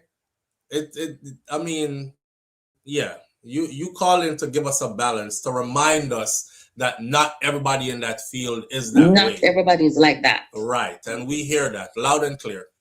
And we know not everybody's like that. All right. We appreciate you calling in. And by the way, if anybody want to know, it's Galore. This is Pussy G? Yes. Pussy G, you take the thing seriously. You went all professional on me. Oh yeah, go on. So we know it's not everybody is like because that. I feel that it's being looked down on. That is how I was looking at it. It just feel like it was being looked down and top down. That's how I am feeling this morning. All right. So that's funny because the first time I saw your name on the screen, that's all I could think. Every time I saw your name. Remember I used to laugh every time I had to say your name? So, like, do you know why I have that name? Why? You remember when when you just started and you used to call out all the people with the funniest name. Yeah. It has nothing to do with my anatomy. It was just there was a movie, Goldfinger, and there was this badass pilot lady named Pussy Galore, and I was like, I want to be Pussy Galore. Really? Yes. Well, you can't tell a Jamaican man that, cause from we hear Pussy Galore, me think says just a whole heap of pussy. No, and it so has every nothing time, to do. every time I'm here in the morning, I'm like, big up Lulu Ridges, thank you for being here. Audrey, big up yourself, great goodies. When I get to Pussy Galore, I'm just dying laughing, and I can't get past your name without laughing. So you switch it up on me this morning and call in very professional and outside of the what I thought your name was and all that. But okay, we get it. I don't think anybody here thinks that every nurse is like that. You know, I don't think so. But I see that you weren't enjoying any of what was happening. No, because right now I'm away on assignment. And that is why I have not been like in the chat for a while. You know, I've been gone for a little bit, you know. Right. You out on the road. Yeah, I'm out on the road. Yeah. You still in Florida or you go? No, I'm in Ontario. Damn, you went all the way up the road. It's not north. It's California. Okay, you went all the way out there. Yes. Yeah, good pay. Good pay. Yeah. Yes. My cousin is out there, and my cousin kept trying to get me to come out there because their pay scale compared to ours is crazy. But, I know, very crazy. Yeah. Well, enjoy your trip. Are you gonna like stay on the road for a long time? Well, it was a strike, and it's called yesterday, so I'm heading back home soon. All right. Well, safe travels then. Come on back. All right. Thank you. All right. Big up yourself. Bye-bye. All right. All right. Pussy G is super professional. By the way, she's one of them who went to, she was a part of our entourage for the Freedom Street concert, Vybz Kartel concert in Jamaica when he first come out of prison and packed stadium and stuff. Pussy G was one. So I was among remember I told the audience, I said, I don't want to go with anybody who doesn't have any, if somebody don't have nothing to lose, I don't want to go with no loose person. I want to go with people who are seasoned in their profession, who have stuff to lose. That way I know say we having fun, but people tend to, if they've invested in career fields and these kind of things, they tend to want to get back home in one piece safely. They tend to have a certain sophistication to the level of partying that they will do. So we had Charla, which is Charla's Law, right? Charla, seasoned attorney. And we had Pussy G, who is nurse for over 22 years or 20-something years, a travel nurse. And she brought that along as well. That was a fun experience too. Anyway. Live on the air with SouFLo. Good morning. Good morning, SouFLo. Morning, family. Take away off of the speaker, please, because it just gone. Okay. No, you're not on the speaker. You're not. Bluetooth. We're on something. I'm not on the speaker, SouFLo. You're on Bluetooth. I'm not on nothing. No? How you sound so? Like you're in a... No. Are you in a, like a bathroom or something? Me in a one lock up for my pinch. Me don't say, you're in a somewhere. You hear me better now? We can't hear you. Talk to it. What on? All right, now cause to big up my nice clean nurse friend, PG. One PG on the app. See? Big up PG. All right. I realize. Big up PG. I'm big up yourself, though. All right, SouFLo. Big up yourself. All right, manners. Yeah, boy, the professional nurse, them are not finding this. They're not finding this funny. Listen, I said it though, right? I said when you walk into a facility, you can tell. You can tell. There are those there that you will not even run them, joke them with, cause you know. And then there are those who you can tell already, them frisky and them ready for party kind of thing. All right. So yeah, we don't think that everybody is like that, PG, and the rest of you nurses. We don't think everybody is like that. We're just talking about the inappropriateness in the field that we have encountered, that we see. And we'll make light of it too as well. We're not looking down on nurses, obviously. Not everyone is the same, and the same thing, not all people are students. Live on the air with SouFLo. Good morning. Live on the air with SouFLo. Good morning. Hello. Morning. What? You sound like you're afraid to answer the phone. What? Hello. Good morning. Good morning. You're live on the air with SouFLo. Good morning. Morning, everyone. SouFLo. Yes, family. So you probably can give the nurses a break. The truck drivers are worse too. So give the nurses a break and let's talk about them truck drivers. Yo, hold on there. I wonder if y'all think that all nurses is just women nurses I'm talking about. So I take it personal. No. I'm not because remember there are lots of male nurses, you know. Drivers. Truck drivers. Yeah. Them terrible SouFLo. Yeah, I can't swear for them. They them one day you can't swear for them. I've heard. Yeah. You know, there was this one truck driver, he was married in like 7 states. I'm telling you, they're terrible. He had 7 families. He had been a truck driver for like almost 20 years or something like that. You know what, SouFLo? I want to say something to you. Yeah. I'm going to go back to something. Mm-hmm. I don't understand if you are a married person. Mm-hmm. Why do you do night jobs? If you are married and you live at home with your husband and family, why? Because why you take up night work? Yeah, because it's a very tedious thing to do when you're a married person. You leave your husband alone in the bed. Some of them will work 4 or 5 nights. You can't. I don't think you should do that. People have to do what they have to do to survive, you know. And it's not always ideal. It's not. I've seen so much happen with married couples, especially the ladies who have to work nights and leave their husband at home. Yeah. I've seen and heard so much. Yeah. That break up the marriage. Yeah. Absolutely. Absolutely. It is so sad that they go out to work and some of these men, while the women are working, they also are working. Yeah. At other homes. It is just so sad. Yeah, true. So I'm always saying, you know, if people can avoid that just to save the marriage, although it's very tough times, you know, people have to work, but you don't want to add fuel to a fire. You don't want to add fuel to a fire. You don't want to create a situation where it puts a strain, extra strain. Yes. It's tough, but we can deal with the men them too, with the truck drivers. All right then. I'm gonna let go off of the nurse them. All right. Big up yourself. She said let go off of the nurse them now, man. I'm gonna talk about the truck driver them now. Yeah, big up the truck driver, brethren them. Y'all notice I say when I come on in the morning time, that's one of the professions, right?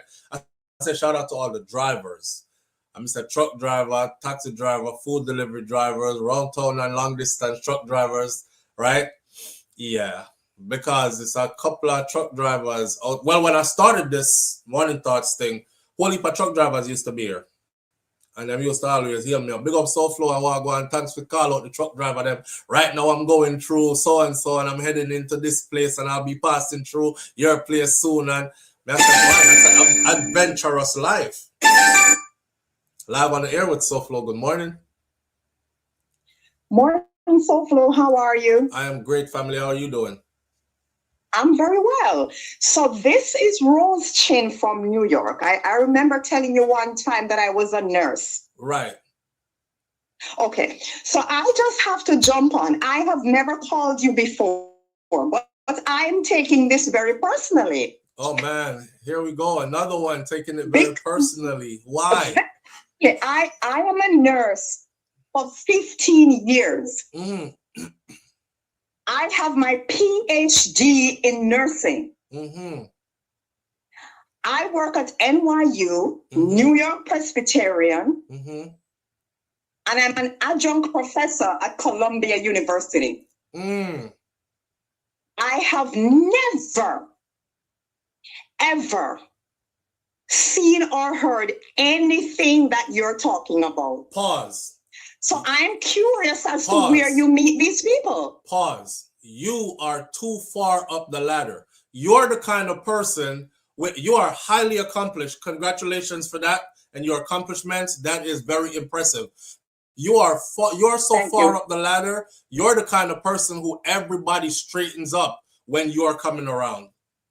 That's just that for you. I'll be 100% real with you. You're the kind of person who everybody straightens up when you're coming around. So you're not going to see it.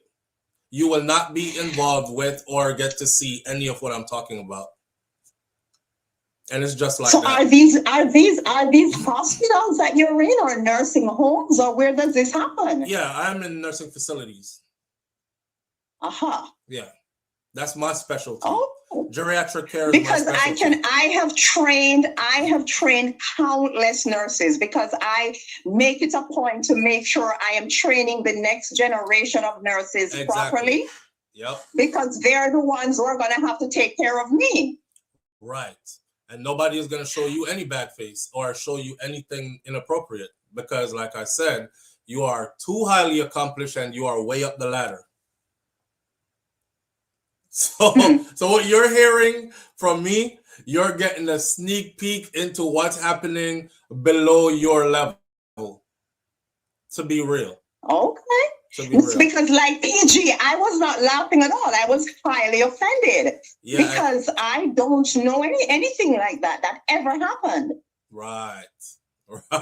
In fact, from what we know, consistently, nursing has been considered one of the most respected professions. Oh, absolutely. Absolutely. Now, you got to understand what I'm talking about is not a conversation that is in general outside. People pass and say stuff like, nurses cheat a lot, but they don't have any inside knowledge unless it's coming from people like me who work inside of these facilities or right alongside nurses. So this conversation is from somebody who is step with nurses in these facilities. You know, this is like giving you an inside look or a sneak peek into that world beyond just passing a remark that, oh, nurses cheat all the time kind of thing. So, okay, so let me ask you. Oh, trust me, it happens. It happens a lot. Okay, so when you say a lot, like how many persons are we talking? 10, 20, 2,000? Okay, let me put it to you like this. On a 5-year run of going to 1, 2, 3, 4, 5. I'll put it like this. If I've been to 10 facilities, I've encountered this in all 10 facilities. I can't even say 9 out of the 10. If I've been to 10 facilities, I've encountered this in all 10 facilities. Okay. Yeah, it happens everywhere. Everywhere.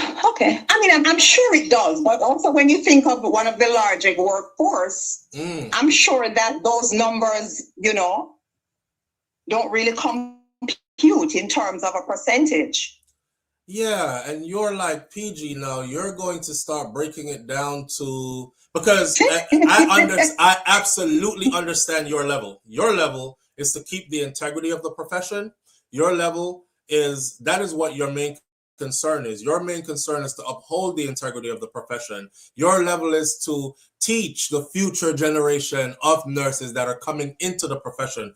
At some level, you are more like a gatekeeper, so to speak, and a guard of the profession, a protector of the reputation of the profession. So you're going to look at this absolutely differently from how it's really happening in there. At your level, you're never going to see what I'm talking about.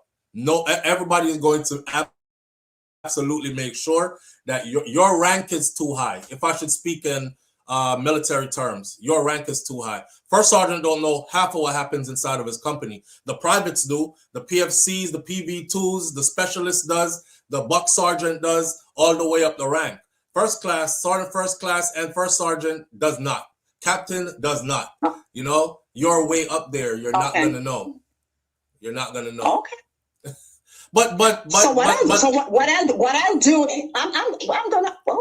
I'll bring it up in a class to hear, because I'm very curious to get feedback on this. Now you can bring it up in a class to if these are people heading into the field, let me give you a heads up. So if these are people heading into the field, they don't know what's happening yet.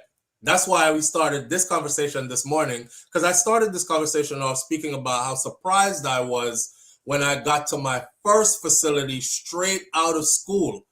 And my school prepared me for be professional, act this way and do this. And then that's the first thing I encountered. And I was like, oh my God, this is not professional at all.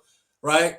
So if you're going to bring this up to people who are heading into the field, then they don't have any idea. If you're going to bring this up among people who are in the field, say they've been in the field for at least 2 years and more, a year and more, then you will probably have some open up to you. But I don't know if you have the demeanor to which people will open up, because some people at your level, your demeanor alone says launch an investigation. Nope, I'm not telling you a damn thing, because you look like you're about to launch an investigation, right? That's true. Right. So that is true. They might not open up to you at all. Okay. Interesting topic. I mean, I'm offended to a certain extent, but hey. Yeah. So your experience is your experience. Right. And again, there is nothing but respect for the profession, the nursing profession. We're just talking about, I would say, an anomaly, like something that happens behind the scenes that, it's not really what drives the profession, and it's not really a standout part of the profession. I think we're being a bit low vibrational this morning, if you would put it that way. We're having a moment where we're letting loose and being low vibrational. That's alrighty. All right. Okay, so let's end this with you saying the positive experiences that you've had working with nurses in the field. You are so. Okay, I will. I absolutely will. Right now. Alrighty. Thanks, SouFLo. Have a good day. Appreciate you. Have a good one. Okay. All right. You too. Bye. Bye-bye. Listen. All right. So I'm going to change topic, right? But I'm going to end this with all the positive stuff, or some of the positive experiences that I've had with working alongside nurses. All right. Wait, Great Goodies and Pussy G is in here. Great Goodies says, I'm in corporate right now and I have stories for days. Live on the air with SouFLo. Good morning. Good morning. Morning, family. How you doing? May I laugh, but anyhow, put fun and joke aside.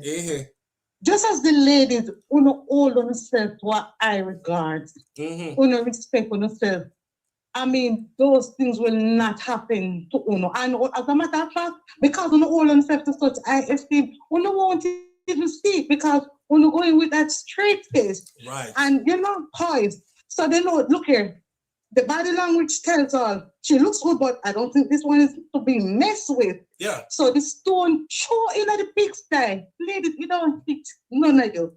So just sit back and laugh. Because when the man them talk about, we laugh and, so I mean, it's on the other side, but it don't hit you, so don't feel no. But these things do happen, because even the doctor that I went, that male doctor that spoke to you about the other day, there was the nurse, and it's a private thing.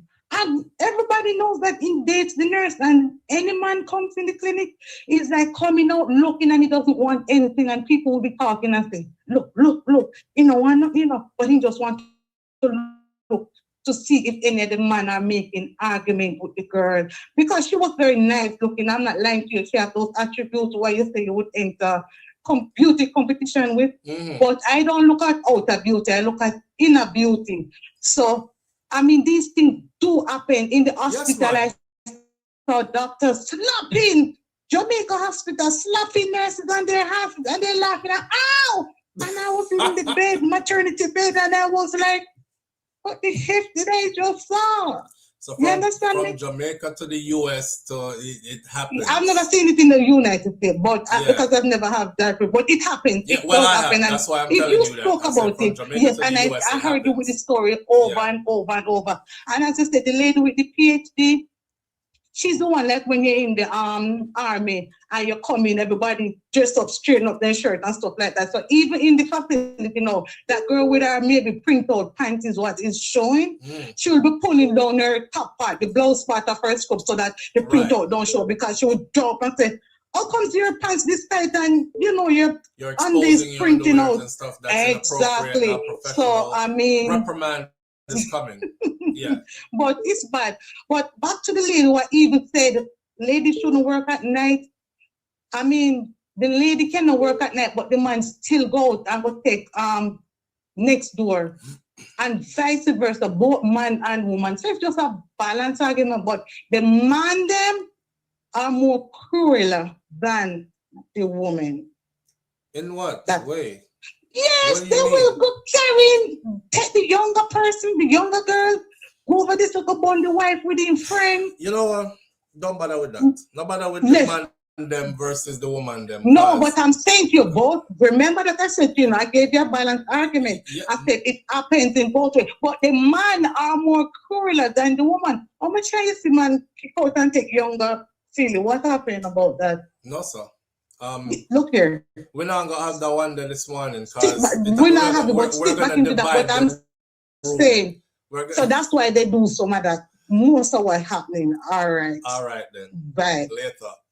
Yeah, we're not gonna divide the room this morning because, you know, I have this one sword that I can draw for every time, especially if you're a Jamaican woman and you ever said to me about man cheat more than woman or the man them more vicious with it.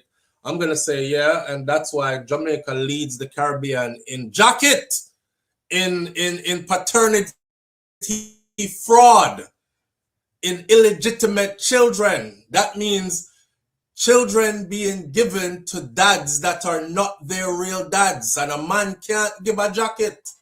You understand? So nobody come tell me about man more vicious than nothing, and I don't want to hear it. I don't want to hear it.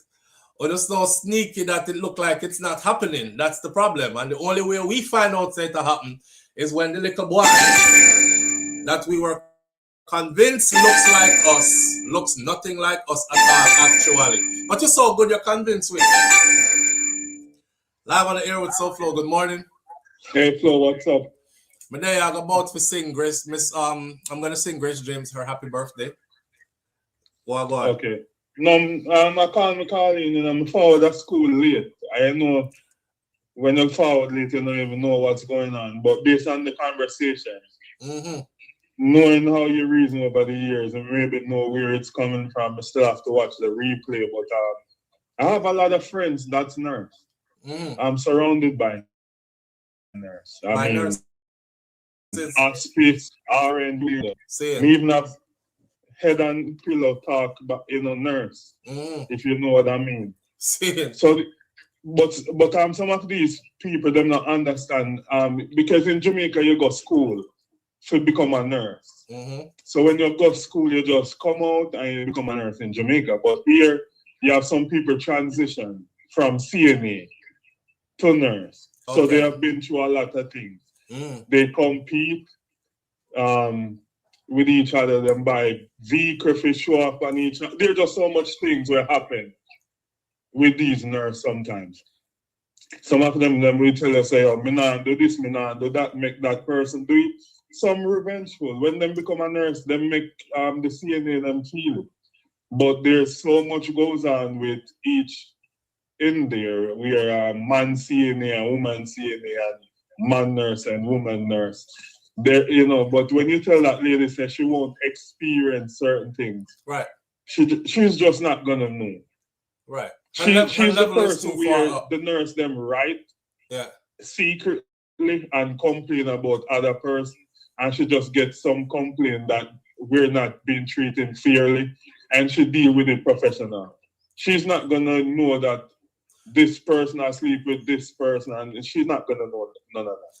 As a professor and as a PhD in nursing and at a professor doctoral level at a university, she is definitely not the person, and she making her rounds at these hospitals or medical facilities. Trust me when I tell you, say, no inappropriateness is going to happen in front of her. They're going to go out of their way to make sure that no inappropriateness happens to her. So she will never know. She will never know. When should they come to? People start put on some plastic smile, broad smile. Yeah, make sure that everything is in order. Hello, Miss Johnson. And everything is in order. She say all our staff, them like, I have the best staff ever. All my staff are done things perfectly. And yep, because that's how it is. We all know that. I don't care what job you're on. It's always the same scenario. Everybody slack off a little bit and let loose a little bit, even though you're still doing your work. But then when the head of everything comes around, everybody straighten up. And everybody is, you know, dressed right, we call it in our military. Everything is squared away. Everything is perfect. Every profession does this. I could have stocked your work at Walmart and you're responsible for the boxes coming off the truck and the merchandise reaching the shelf. You slack off in the back until you hear say corporate is coming around. The corporate representatives are going to be here today at 10. We don't know when they're going to leave. You come in today on your best behavior. Every box you lift it like you were born to lift a box. You know what I'm saying? So yeah, she's not going to see and heard of certain things. She's just not going to experience certain things. At all, bro. And that's why they're going to get offended. At all. Yeah, but, you know, I mean, take it with a grain of salt. Even though they're saying they're offended, I don't think they're that much offended, but they could be. But they should understand, though, that I'm giving them an inside peek into what actually happens out there. So this is how they feel. We all know there's rogue cops out there, and we see what them do. But some police, when them listen to your program, they get offended because they're a part of the system. Right. But literally, you're not talking the good cops. And no matter how you say big up the good cops, my father was a cop or whatever. They don't want to hear that. They just feel like you're downing their profession. Yes. Yeah. True. True. So I see same thing with the nurse them now. She said she have never called in. Thanks for this conversation. We get to hear you. So sometimes there's good comes out of bad. Right. Absolutely. Because when you're talking all the positive, she listen. But now she forward because of negative. She teach a lot of person something just now. Yeah. So sometimes she have to understand out of bad there's good. And you should call in more often because we do have doctors calling, lawyers, and we need more nurses to call in and promote what you do so you can influence someone. There you go, Jerome. There you go. Yeah. There you go. Especially when we're having topics on anything that has to do with healthcare. You know, we could use your expertise. Because some people just feel me just be a regular nurse or me stop at CNA. But if she calling and inspire people, you hear somebody say, oh damn, me not gonna stop a nurse. Me want DR there in front of my name. I want to be a doctor too. Right. Or I want to be, they're inspired. Yes, I want to be inspired. Yeah. That I don't know easy feat neither, brother. That is not an easy feat at all. That nursing something there. Speaking positively about nursing and what I know about the nursing field, the profession, first of all, it's not even an easy road to get there. It's complicated, it's hard work, you know, and not only that, it takes a lot of studying, it takes a lot of learning, it takes your mind have to be geared for that. And then, of course, comes all their certifications that come after that. And then boots on the ground, like actually working in the field. It's a rewarding profession, I can tell. It's a rewarding profession, I can tell, but it's not something where we take frivolously, because it's not. Big respect to them. When I tell you it's a sleepless night, I have to study hard. I see sometimes I want some, and I just book work, focus pad. I have to just go out my bed and just call it at night. Yeah. Torture. Yeah. All the husband feel the pressure too, you know? Yeah, because that's you what it requires. You really have to lock in and study hard. And that's just for the starter. That's just for at starter level. So when she call in and she's like she is at a doctoral level, I'm telling you, a brain busting it take to reach that level.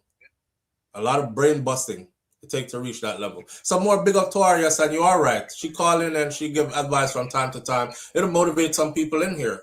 Then me not stop push part me there. We can't reach that too. You know, the thing about association, Jerome, and when you start to talk to people who have accomplished certain things, you realize, okay, it becomes more real to you.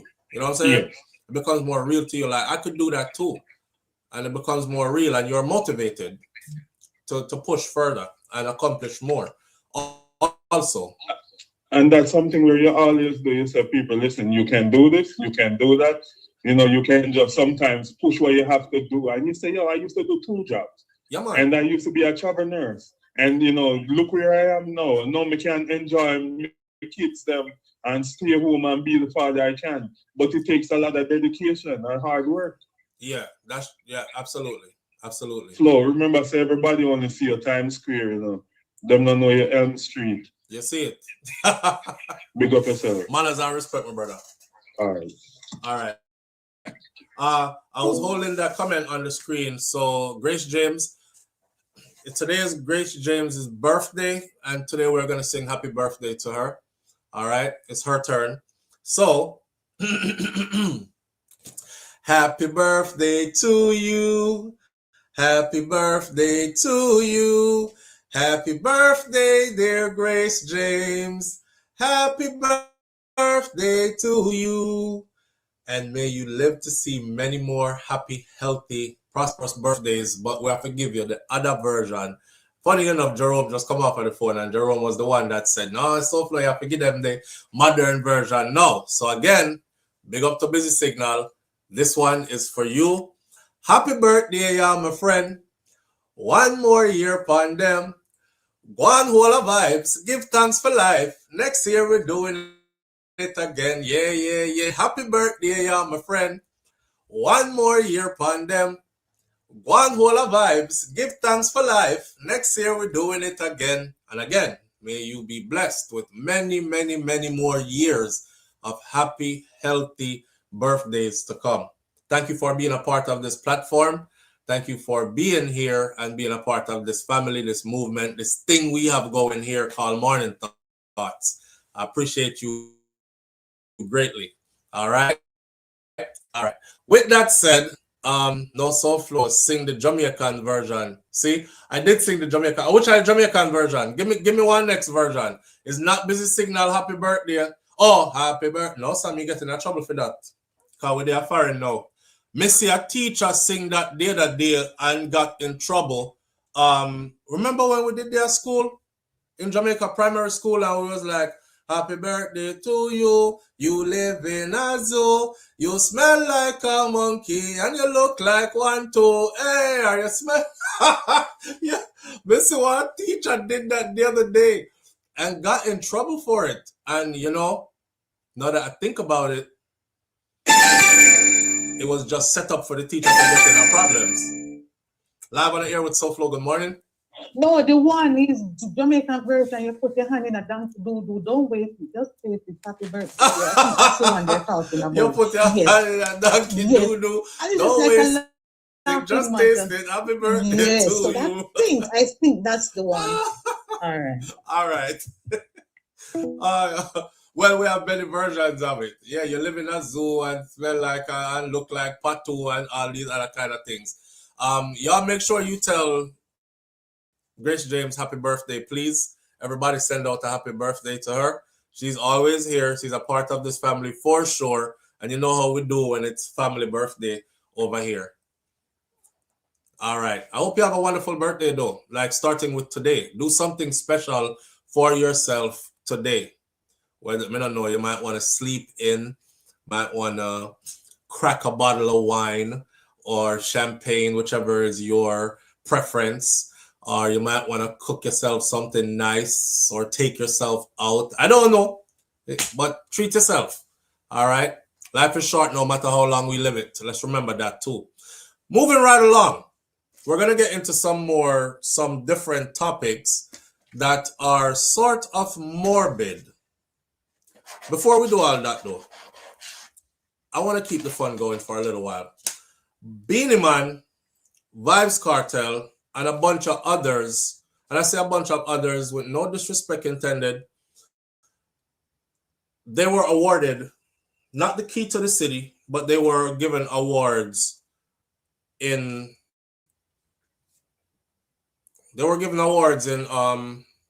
Fort Lauderdale yesterday.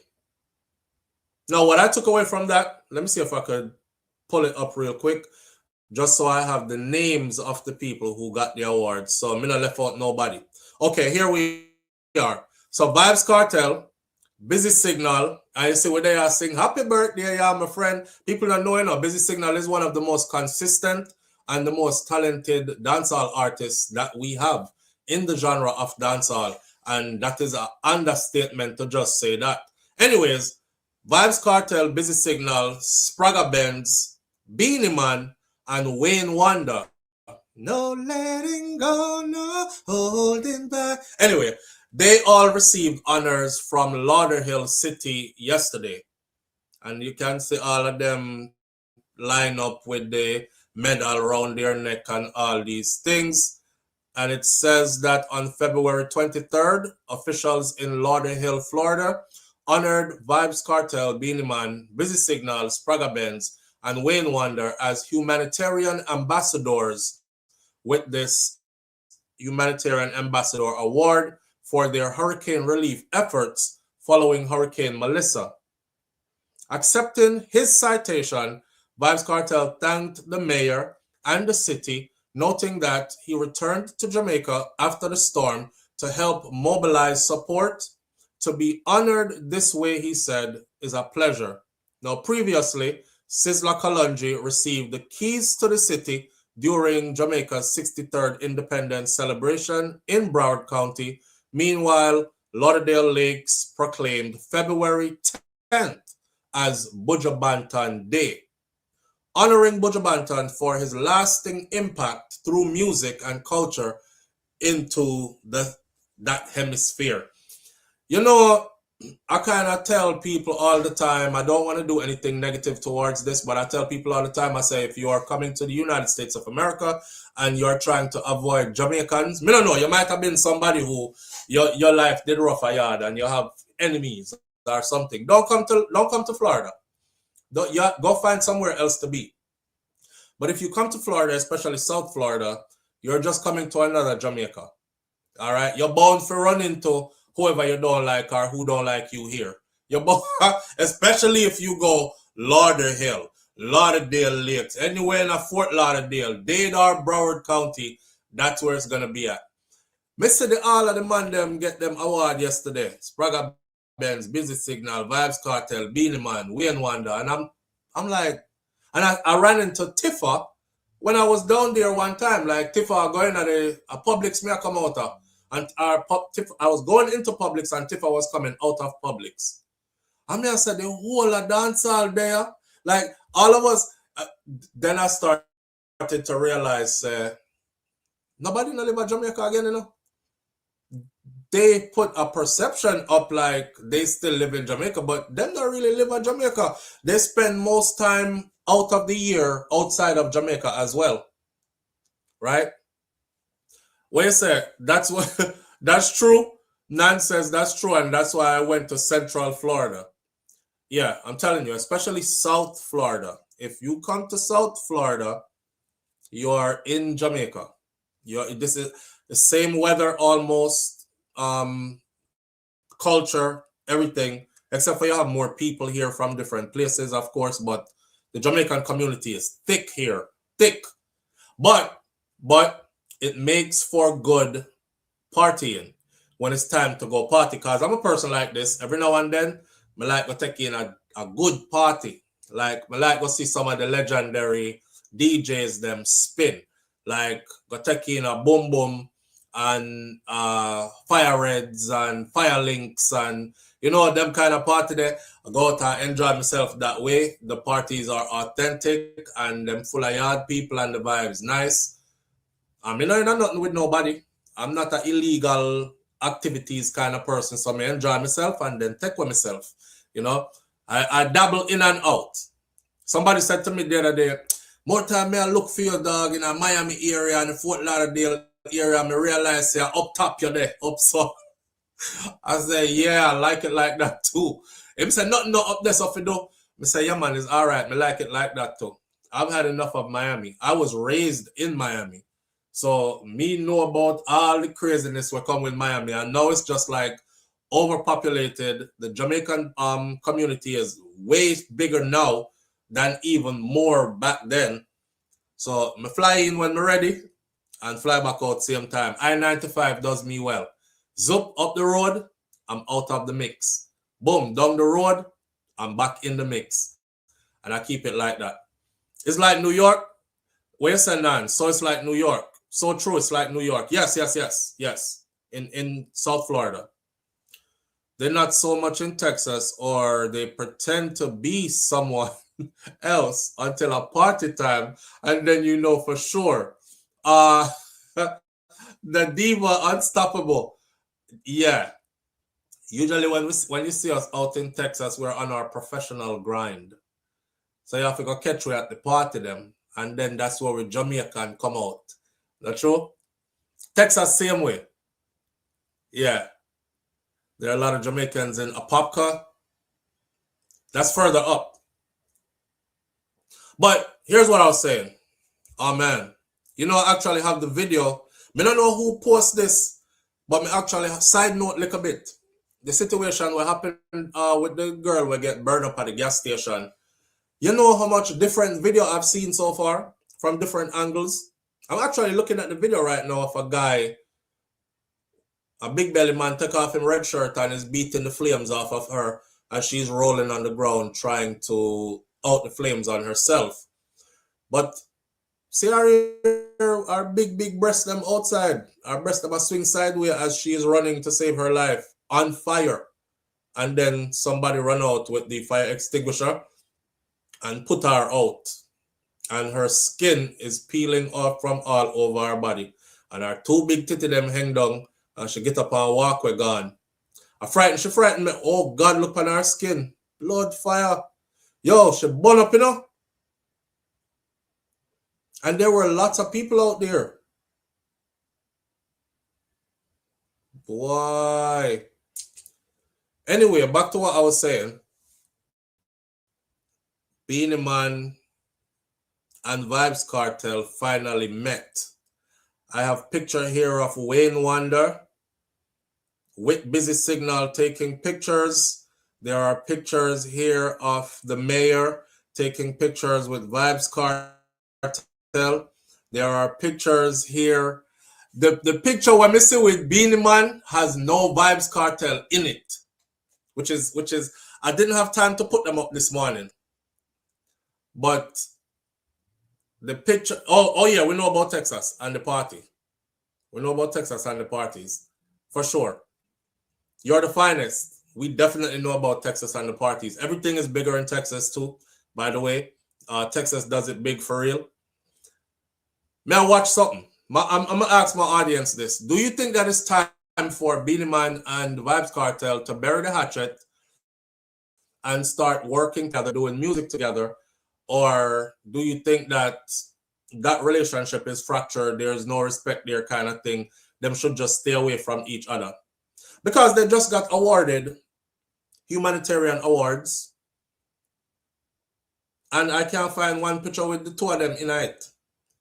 I'm looking at the picture, I don't see Vybz Kartel. Every picture that I see with Beenie Man in it is Beenie Man, Spragga Benz, Wayne Wonder, and the Busy Signal, and no Vybz Kartel in it.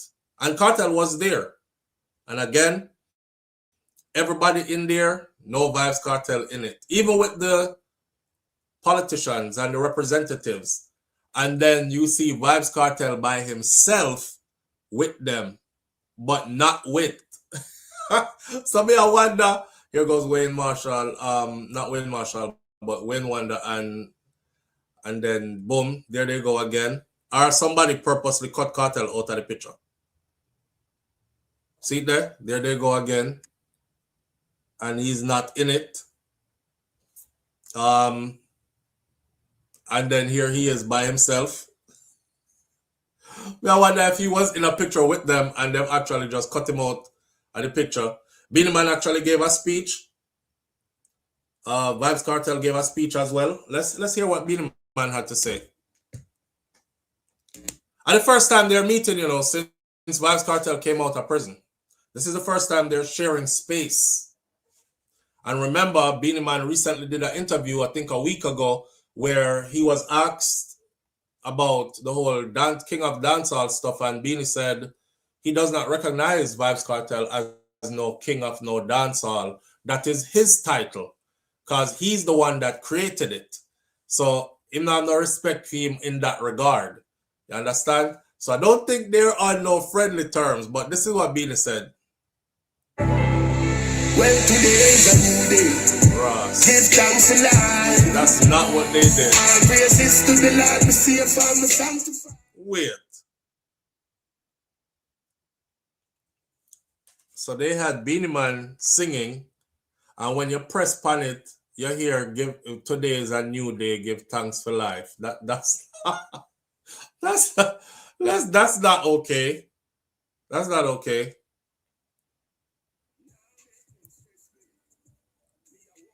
Nah, man. I must somebody do this.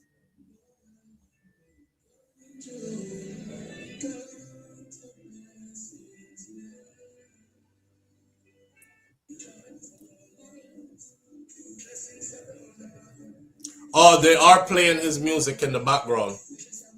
Because they might play Kartel music in the background.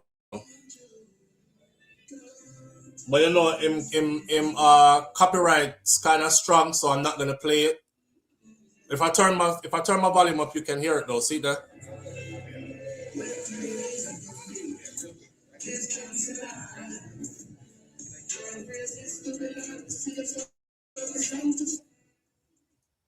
When him start talk without the music, I will turn up the volume.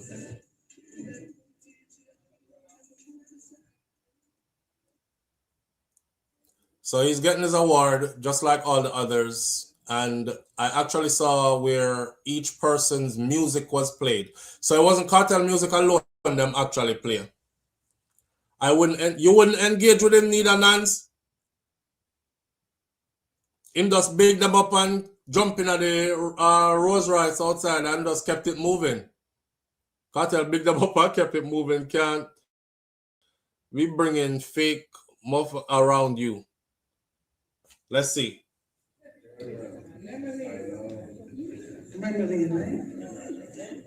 Yes, Madeline, she's from Waterford too. He said she's from Waterford too. Okay, lots of conversations and memories. And so again, Mr. Kartel from the city of Lauderhill and its leadership, we present to you a proclamation, as well as from the county level as well. You have two proclamations. No, you have a proclamation, the key to the county. As mentioned, guess what? If you get a ticket, oh, you did get the key to the county. From the state, Senator Osgood, you have a proclamation, and as well a proclamation from State Representative Lisa Duffy, as well as Daryl Campbell, who was on Zoom, and in Congress. Your name is written in Congress, United States Congress, from our United States Representative. And she's going to say that in the Sheila Sherman is my woman. Yes, so thank you. So Mom wanted to be here for all of you guys, so she's going to have to take pictures with every last one of you, Mr. Beenie. And that's just my shameful plug, okay? Yeah, so I just saw her over there, remember. So we'd love to be able to, yes. All right, good. So let's take the picture. Thank you, TJ. So you did get the key to the county. Yes, the capital.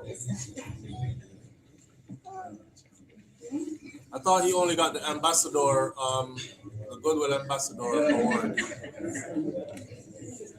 He got 3 proclamations.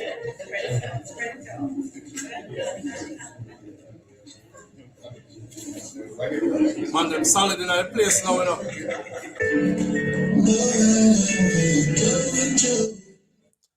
Can't keep him count your blessings, yeah. Well, today's a new day. Can't keep playing the music though, because then we kill with copyright infringement. It's a joy to see.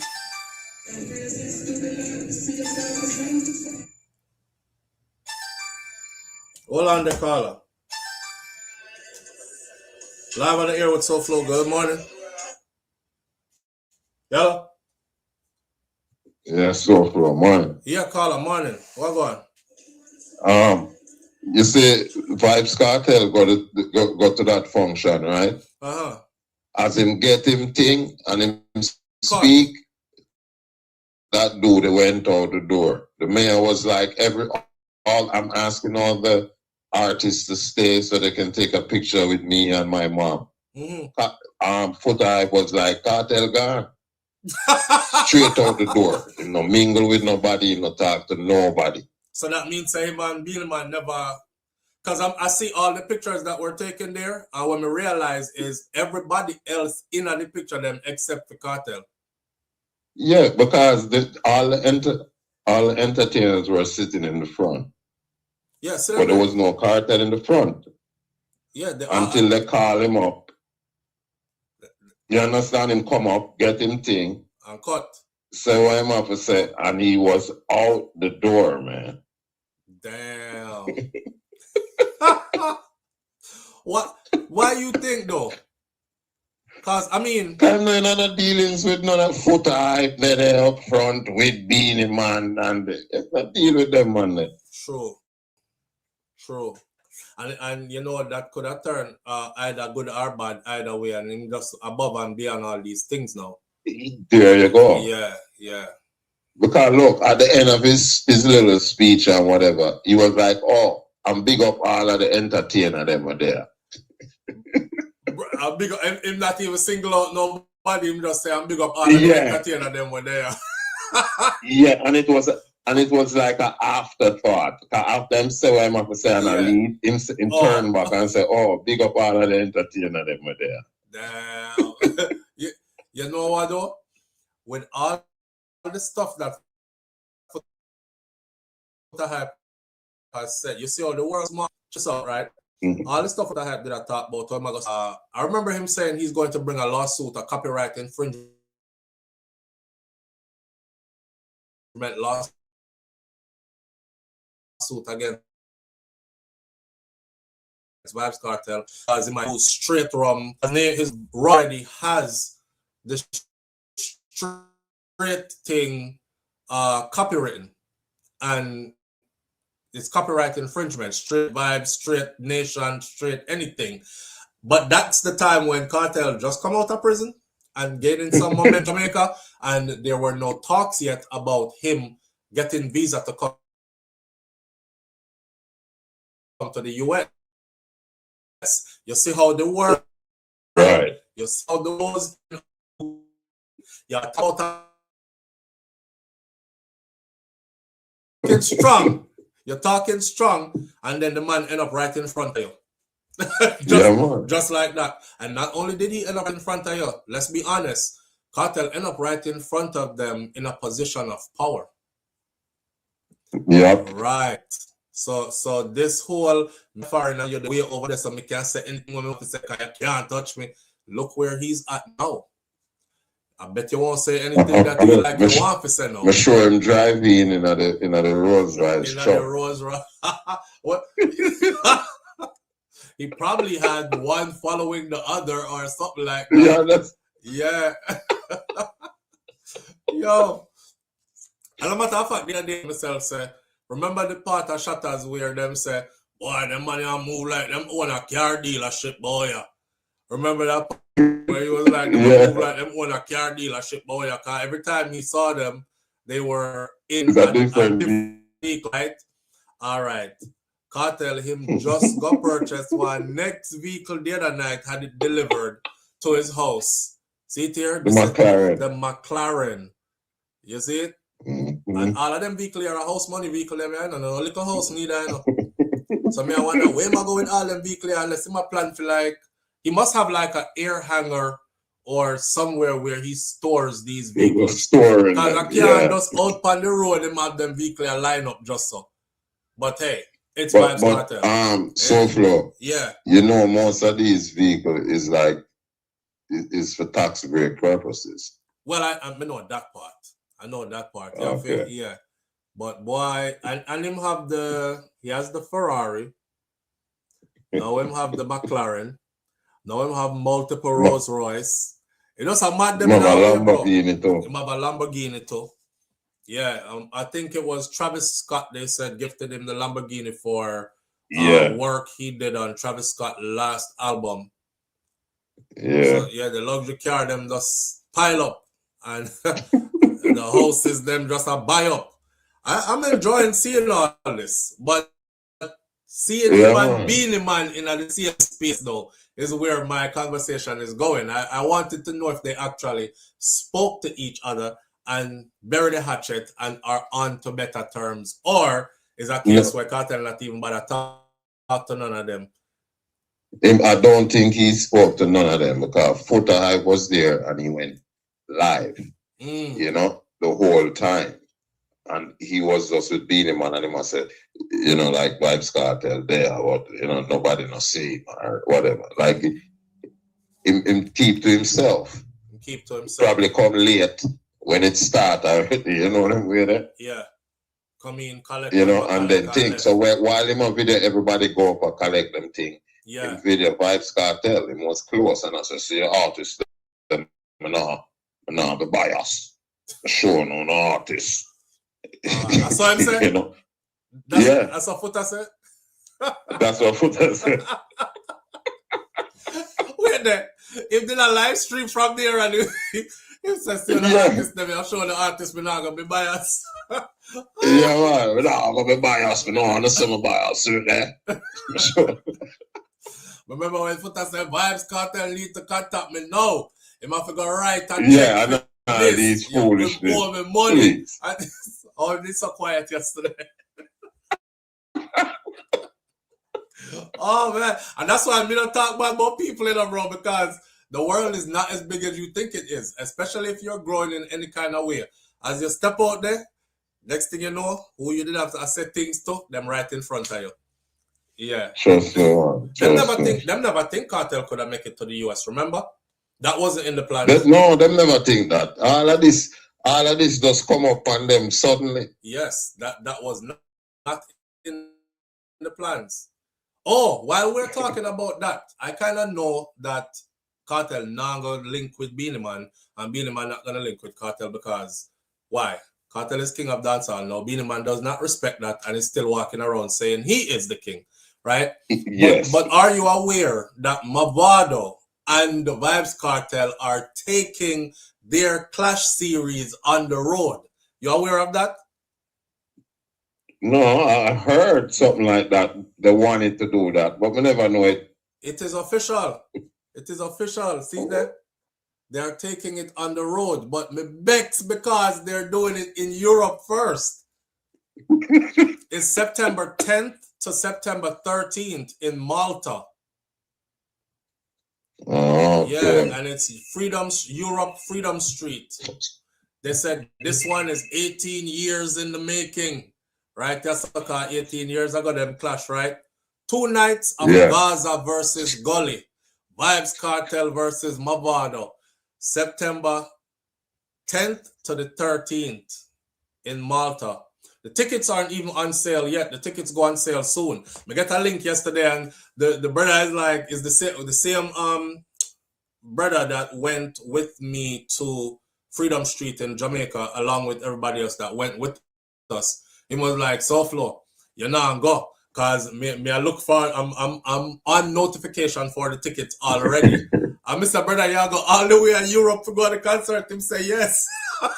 So I'm thinking, man, listen, I don't know, I might end up over there too. You should, SouFLo. But if I'm going, be a nice trip, man. Yes, and if I'm going, I would want access though. More than one just fly in just for go be in a crowd of thousands of people. I would want some access. If I'm guaranteed some access, I'm going to reach out to some people, like reach out to scatter them. I'm saying it here loud for everybody to hear.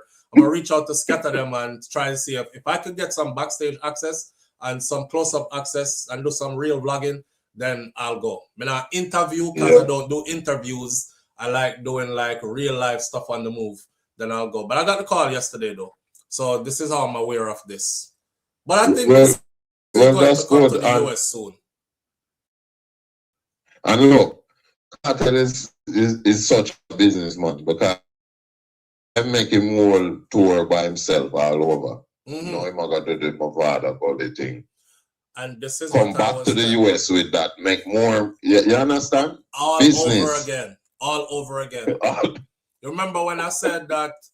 Them said, because people were saying, oh, the hype is only surrounding him because he was gone to prison for 13 years. But after them see him 1 or 2 times, they're not going to want to see him again. And what did I say? I said, this is only the beginning, because if him ever pull out a Mavado versus Vybz Kartel, Gully versus Gaza, and carry that up on the road, look at that. Oh my. You see that? It done. It done. They could tour all states in the US alone with just this show right here, and people would be out there selling out every venue to see it. So expect for the Barclays to get sold out multiple times again if they bring this back to the US. Expect for all the big arenas to get sold out once again. Gully versus Gaza, trust me, with Mavado added to it, you're going to have a whole different dimension of entertainment. Because you're going to have all of the Mavado supporters, then you're going to have all of the Kartel supporters, and it's going to be wild all over again. Wild all over again. Hey, me excited to see.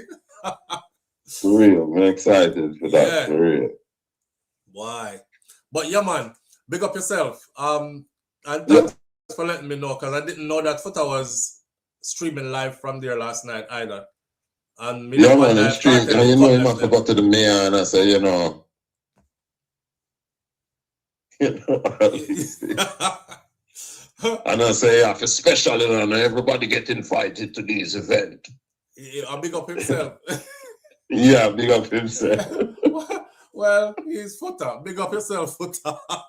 See you. I tell you what. All right. All right, SouFLo, respect. Manners and respect, my brother. They have to do a where said Nance. They can't leave we out like that. That's what I was telling the brother yesterday. I said, he can't leave us out like that. They have to bring that to the US. Have to. Have to.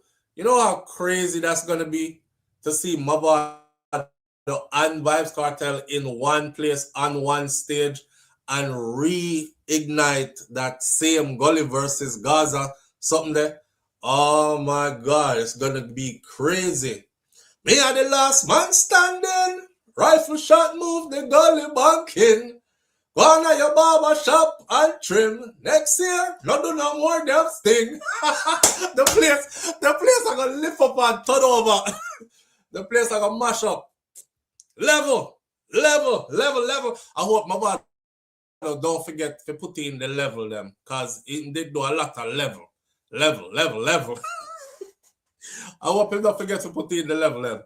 You know, we want it. They must figure rehearse it. I want them to rehearse it and give it back to us the same way. We don't want no new clash, you know. We want the same thing what it happened before, played all over again. Like that. Just at the same original players, giving us it all over again. That's what I look forward to. Well, now we know. Beenie and Kartel did not link up. He did not stay for the festivities in cut. Yeah. Him cut right after man left Sting. Him go wait there right after man left Sting. Him go what? Him go record that song TP. We are the last one standing. Rifle shot move the Gully banking. Go to your barber shop and trim. After that, nobody know want me barber no more. All the one where I sing about jerky. It's gonna be song for song, I think. Yes, and it should, but it has to be song for song in the order. Live on the air with SouFLo. Good morning. Morning, SouFLo. What go on? But then, family, what go on? Yo, me I listen to argument with Kartel and thing, and me the Kartel do the right thing, hombre. And cut left them. The dust. Yes, no. Me do the same thing too. Cut left them. Yeah. I'm too fake, Brenton. What you know? No. More Kartel wins so bad, because with their work, I'm going to listen to some vlog, and the enemy them vlog. Come up here, people, I say about Kartel, come and go in the enemy zone. See it. I want to hear you. I'm a heart a beat fast, so me vex for the man. Some people would hate Kartel, you know, SouFLo. Me know, man. Remember, you know, over the years, you know, a whole heap of, listen, me take all kind of SYM around here, brother, and whole heap of sitting just because, right? How the man them attack about the man relationship, me don't want to sit on Kartel again, Zane. Yeah. I hear man them attack, brother, because they got man personal life, much like everything for man look bad, brother. But I'm saying, see them not there with Kartel again. Because them say, them not see her like a picture, not see her around him again. And then say them unfollow. Somebody called me yesterday and I talk about, you know, if you know sister, see them and Kartel unfollow each other and all kind of things like that. I notice you haven't seen her around him anymore and all that. Me not know, because me not looking at him personal life more while. But kind of female not speak for Kartel, Zane. But females need to know when I deal with a superstar. Superstar get more temptation. So if I say I love him, you have to take some hit. Tell her that straight. Well, let me tell you this though. A person like Vybz Kartel, yeah, we already know don't study him. See them will be right there at home, well comfortable, just taking a break from the social media and the spotlight. And next thing you know, people build them narrative, talk them whole heap of sitting, and as she see them when you see step out later on. And you laugh after them again. Yeah, and them laugh after them again. So, yeah. The song with Shensia song, yeah, the song to put out, it's not as if we care about America opinion so much, but it's like we want him to touch everything them touch. Same. Want to get the Grammys, want to get every little thing they get, and they're not got nothing to say after. Same. Then America can't get the influence of the culture already. Yo, can put out a song and say a black t-shirt I wear and the whole Jamaica black. Black t-shirt. You know? True. The influence heavy. Beenie man can't know that. No, yo, me tell you so. If I know when a man poor first, they say put Kartel in jail. You know? Me think, you know. But them pursuing so hard, you know, if they take one phone and do some things that thing we never seen before, you know what I mean? Because they need them so much, because you know why? You realize that you have too much power over people, but them still have power over. You know what I mean? You know why I think him not really too into why I not into them, but you know what I mean though. You know why I'm not really too into them, like want hang out and chill and vibe with them and all these things. He's probably not, because he's looking back at his 13 years behind bars and he's thinking of all these artists who I stand up next to right now. Not one of them advocated for my freedom. Not one of them used their platform and their popularity to bring any kind of attention to my case. Not one of them did want to do a song, feature song with me while I was behind bars, while I was down. I think that go on. So now that him look on it, he's like, yo, me only a deal with who did I deal with me when time I was in a place where people thought I was never going to come out of. Remember, say him bust Shensia, you know? So now to see him and Shensia a decade later with a hot song for the charts again, it's a joy. It's a joy, and it's a full circle thing as well. Yeah. Yo, me to Kartel flex on because I don't want him to force himself on people, and you know what I mean? Like I laugh at the people when I'm with them. Because I tell her, them not with me out. Right now, hold for them. Made them attack the Kartel who want to be the only one in the dancehall. Man not do that. Man doing work, and the people must say he might do more work on Uno, and that's why I'm there with him there. Who don't want to lay back and get the same recognition as him. Yeah. Look how lazy and lazy and I drop one song every 6 months. Yeah. Some of them want to drop one song every 4 months, bro. And that's not the pace of dancehall. That's not the pace of dancehall. Me even hear people say about him drop too much song. Him drop too much song and he just crowd up the place. Like, do you realize that?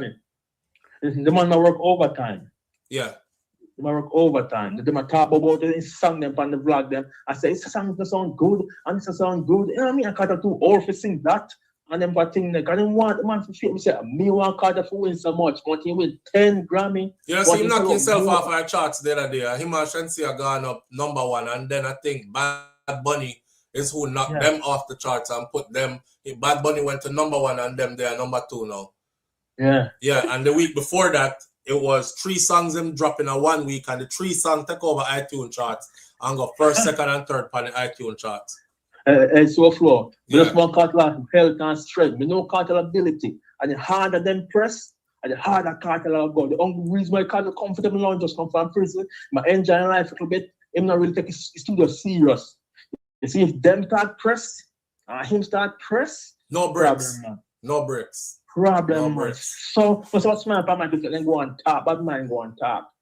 Man, hear you, then we can call him in name Papa on the show. No bother. You can't hear the show? No bother.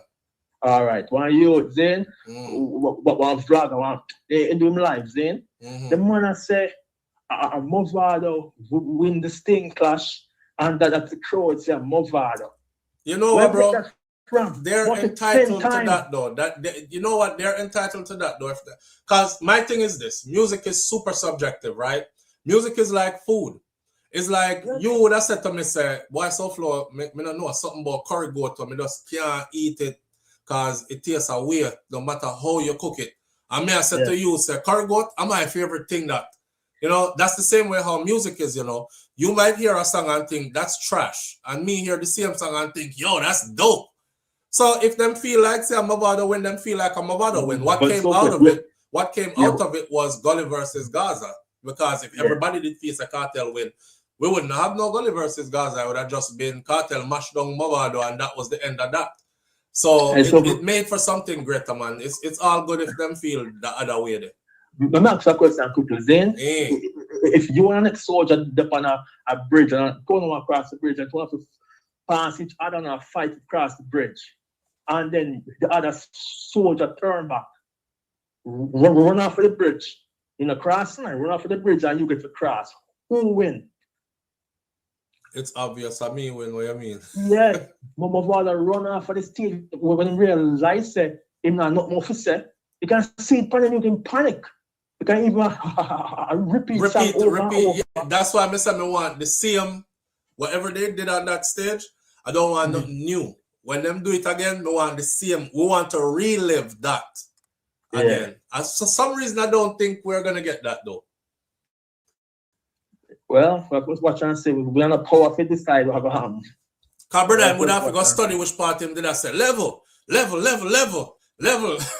All them levels about 50,000 level. And would have to go study all and the level them I remember say a 15 level me say so 10 level me did say over there so, in a rehearsal. I don't think about do that. Even call himself Baba Boy. Because confused, frustrated in brain get too much stimulation. I want you to know the worst part is that every time when him sing, I Kartel ready for DJ now. He interrupt Kartel. Right.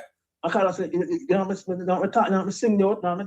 I have Kartel again and it's interrupt Kartel again and then he final could sing and then sing out. He can't trick me. But check this out. When me love to see out of this though, is the two giants them that this created. Yeah. This created two giants. Movado is a giant. Kartel is a giant. And now, when we always talk and say our real power and our real strength is in unity. Watch how much money I'm gonna make now. When time the two of them link up and say, make we do this. This is for the culture, bro. This is for the culture. The culture need this. Yes. Yeah. The culture need this. You know what me did I expect though? Me did I expect so when Kartel free up out of prison, Movado would attack him right away. Because Movado they have a song when them did a war where him say, you know the song Movado say, me not even a war you no more cause any step you want make a warder of the order your step. So me there a road a wait upon your pussy wall till you come out. So I was like, okay, it's on when him reach out. As soon as him free up, song a drop, but it never went like that. Missing them link up and them are, you know, some brother and I'm like, what? They're cool all along. I want to know if you listen to my father say now, when you come on road, me meet then that means my father in a subconscious mind, one Kartel come on road to you know. No man, but him always used to say that. My father just never used to go around and say free Vybz Kartel, but him always used to say, yeah, Kartel for come on road. And Bounty Killer used to say it too. Him used to say stuff like, you want him free up still. But him never used to be out here on a campaign saying free Vybz Kartel, you know? Yeah. Yeah. More Kartel shame them, man. Me first, man, I'll be honest. Even Idonia. I went back and watched an Idonia interview where Idonia said, this is the realest thing anybody could ever say. Idonia said, no, me and him are no friend. He said, me and him are no friend because he's not a good person, right? But I want him free up and come a road same way. That's real. Yeah. That's as real as it get. Yeah. The man said, me and him are no friend because he's not a good person. But I want him free up and come a road same way. Him could have said, he's not a good person, keep him in there, I hope them give him life. But he didn't. Yeah. So, Popcorn, I know I'm going to be on the scene, but Popcorn, for Popcorn, Black Kartel, I can't rate Popcorn for that. I give him different. I'm even rating you right now. I think that's for controversy, man. I don't buy into any of that, bro. I don't buy into any of that. If it's real, I can't rate Popcorn. I don't buy into none of that. Because if you have a big brother, Zane, I'm a big brother smoke, I mean, say, stop smoking, and my big brother say, anybody say, I'm going to block them now. You know, in the man, at this, it just means, I hear him attack. Brother, I'm not even entertaining that. I'm not even entertaining that because it's not real. It's not real. Anyway, I want Kartel to win. I'm wanting shame everybody can deserve it. Shame them, man. Get everything. All right, one more thing I'm going to say to you before we go into the last topic I'm on. Don't you realize, I was saying it before, but now more than ever it's showing. Don't you realize now more than ever that the other dancehall artists them have completely simmered out? Yes. You know, see that?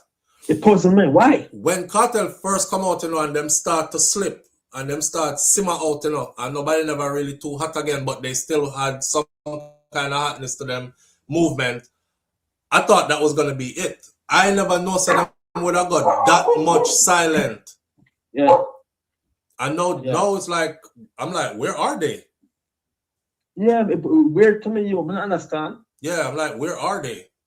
So we don't want to see, we never want to see like the people them get quiet completely. We still need a variety, but it's like I said, it's like him stepping out the room and take out all of the oxygen out of the room. That's what it look like they are going. Cause people like, man, I not even want to call no name because I don't want the artists them feel like I'm trying to diss them or me I try to say them career turn down or what. But everybody here knows who was hot right before Kartel come out. Even leading up to the day he came out, everybody knows who was trending, who had big songs, who did do something in a dancehall, and then boom. Hey, SouFLo, a two-person me no can go up against Kartel now. The dancehall right now. I'm Mufado and Alkaline, nobody else now. Nobody else have the power and the fan base and the energy to go against Kartel right now. Anybody's looking towards Kartel like them invisible. Right now. We'll check it. Boy. That's Alkaline true. and Mufado alone. I'm going to go out on a limb and even say something like this. And this is not to cause no division or nothing. And I hope it's not taken this way. But Popcorn momentum was up before Kartel get released. Yes. The minute Kartel get released, Popcorn momentum was gone.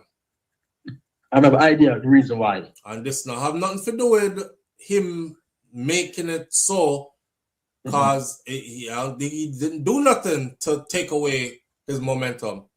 The truth is, when Kartel got jail, give them a space to act and be something. That's how powerful Kartel was. When Kartel come off a road, the little artists they see him. It's like people need something to fill the gap. And that was all of them. Now Kartel come up a road, people don't need them again.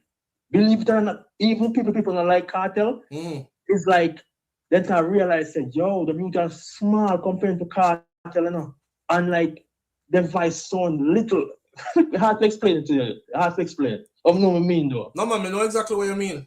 It's like you feature everybody star until a brighter star coming and dim them lights. I could even look at numbers and tell you that. And let's be honest, look on the numbers them. Popcorn video them before Kartel come out. Them video when anytime Popcorn drop a video, the video 100K, 200K gone up by next day and just keep climbing.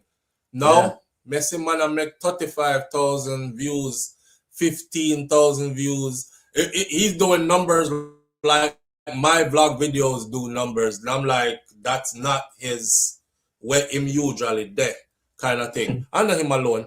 I seen others too who used to get million by morning now get nothing. As SouFlo is like Kartel deserve to be king youth. Until somebody do more than him do, I have this influence at the culture like him. Yeah. Or can't be king over him. So this is like the reggae. A lot of reggae artists can sing, right? I would like what them song, right? But Bob Marley, there was something about Bob Marley message on how him go up on stage and how him do him thing, can feel an energy, different energy, right? Nobody's never do it in a reggae yet, right? Right. And that is Kartel in the dancer. So like Michael Jackson, Bob Marley, Chris Brown, and now Kartel, and then people for the king of you have to work hard. You have to look at Chris Brown, right? Chris Brown, you can't compare us to Chris Brown. The man on a flip on stage. You understand what I'm saying? A different genre, I mean different generation still, but yeah, me get what you're saying. Yeah. So if you give Kartel ease up, man, if they want to take it like Muska say want it, right? They have to do a couple of years, a couple do a Kartel, do one more to take it then. Yeah, I agree. All right. Big up yourself. Manners and respect, brother. I will talk. Yeah. Somebody asked me who you said Chronics and Coffee didn't help out the culture too. Them time there. When you said they didn't help out the culture. All right. Crystal G says, SouFlo, were you ever a dancehall? No, I was just doing music. Live on the air with SouFlo. Good morning. Hey Flo, based on what you were just saying. Yeah. Remember, when Kartel fought 2000, he said when him see hip hop, I threatened to take over Jamaica culture. And that's why I'm calling himself dancehall era, and him forward with a new millennium, a new style of singing and flow and everything. And then we see when Afrobeat, everybody, the algorithm just push Afrobeat songs on you. And when him come out, we notice me not him see Afrobeat in the algorithm anymore. It's like Afrobeat just take the back burner. Now let me ask you something. I mean, we know say those are forms of saying that Kartel saved dancehall. What about when the TikTokers them everybody they book? Rosalie them and say you have to book with any dance or whatever. And Kartel forward and Kartel make them realize say yo, what them do is bullshit. Now the artists them start get booking and the TikToker them realize now say they're just TikTokers and they're not artists. Wouldn't you say that's also saving dancehall because now everybody that book TikToker them, Rosa lead them and Swiss lead them more crowd than the artists? I don't even because Flo, maybe that the algorithm that when every minute they say, yo, if you book with your show now and go sell out, and now with the carry crowd and everybody that come out to see it. Yeah. And all of a sudden Kartel forward. Tell me I see TikTokers they go live now and I cost why Kartel to come out and leave because through money you might get and it's just like these people going crazy. Yeah. I don't even know what to say, but yeah. Because these TikTokers they feel that they're artists. And then, when Rami start tea party every minute for them, and many artists now get bookings and them things, and nobody know how to listen to dancehall music like that. Them rather log on the app and they hear people that cuss out who and who they disrespect who because their focus on dancehall music was being diminishing. Okay. And Kartel forward and show them a new light, the new wave. You might drop music and the stadium, them a sell out and everybody want to be a part of these vibes and energy and dancehall starts soar again, playing lift up. Saying. So these are, liquor antidotes we have dropped to help push dancehall. And as I said, anytime dancehall they go deep down and a decline, here comes the superhero, the king, the pharaoh, The goat, a dancehall. The goat. Yeah, man, the goat. Big up yourself. Man has our respect, bro. All right. Somebody asked me if me used to be a dancehall artist. No, sir. I used to do music though. I write music, and my thing with music is I couldn't figure out what kind of music to do, because I write all kinds of music. So I couldn't figure out what kind of music to do, and I don't think that I was ready in a sense where I wasn't chasing fame. I was more chasing purpose.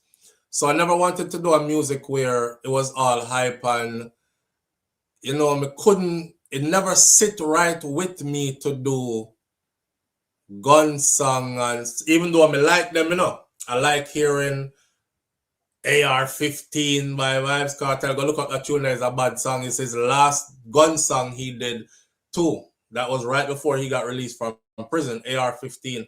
But I couldn't see myself make them the kind of music there, and I couldn't see myself making no skin out music and no hood in a throat and all these kind of music.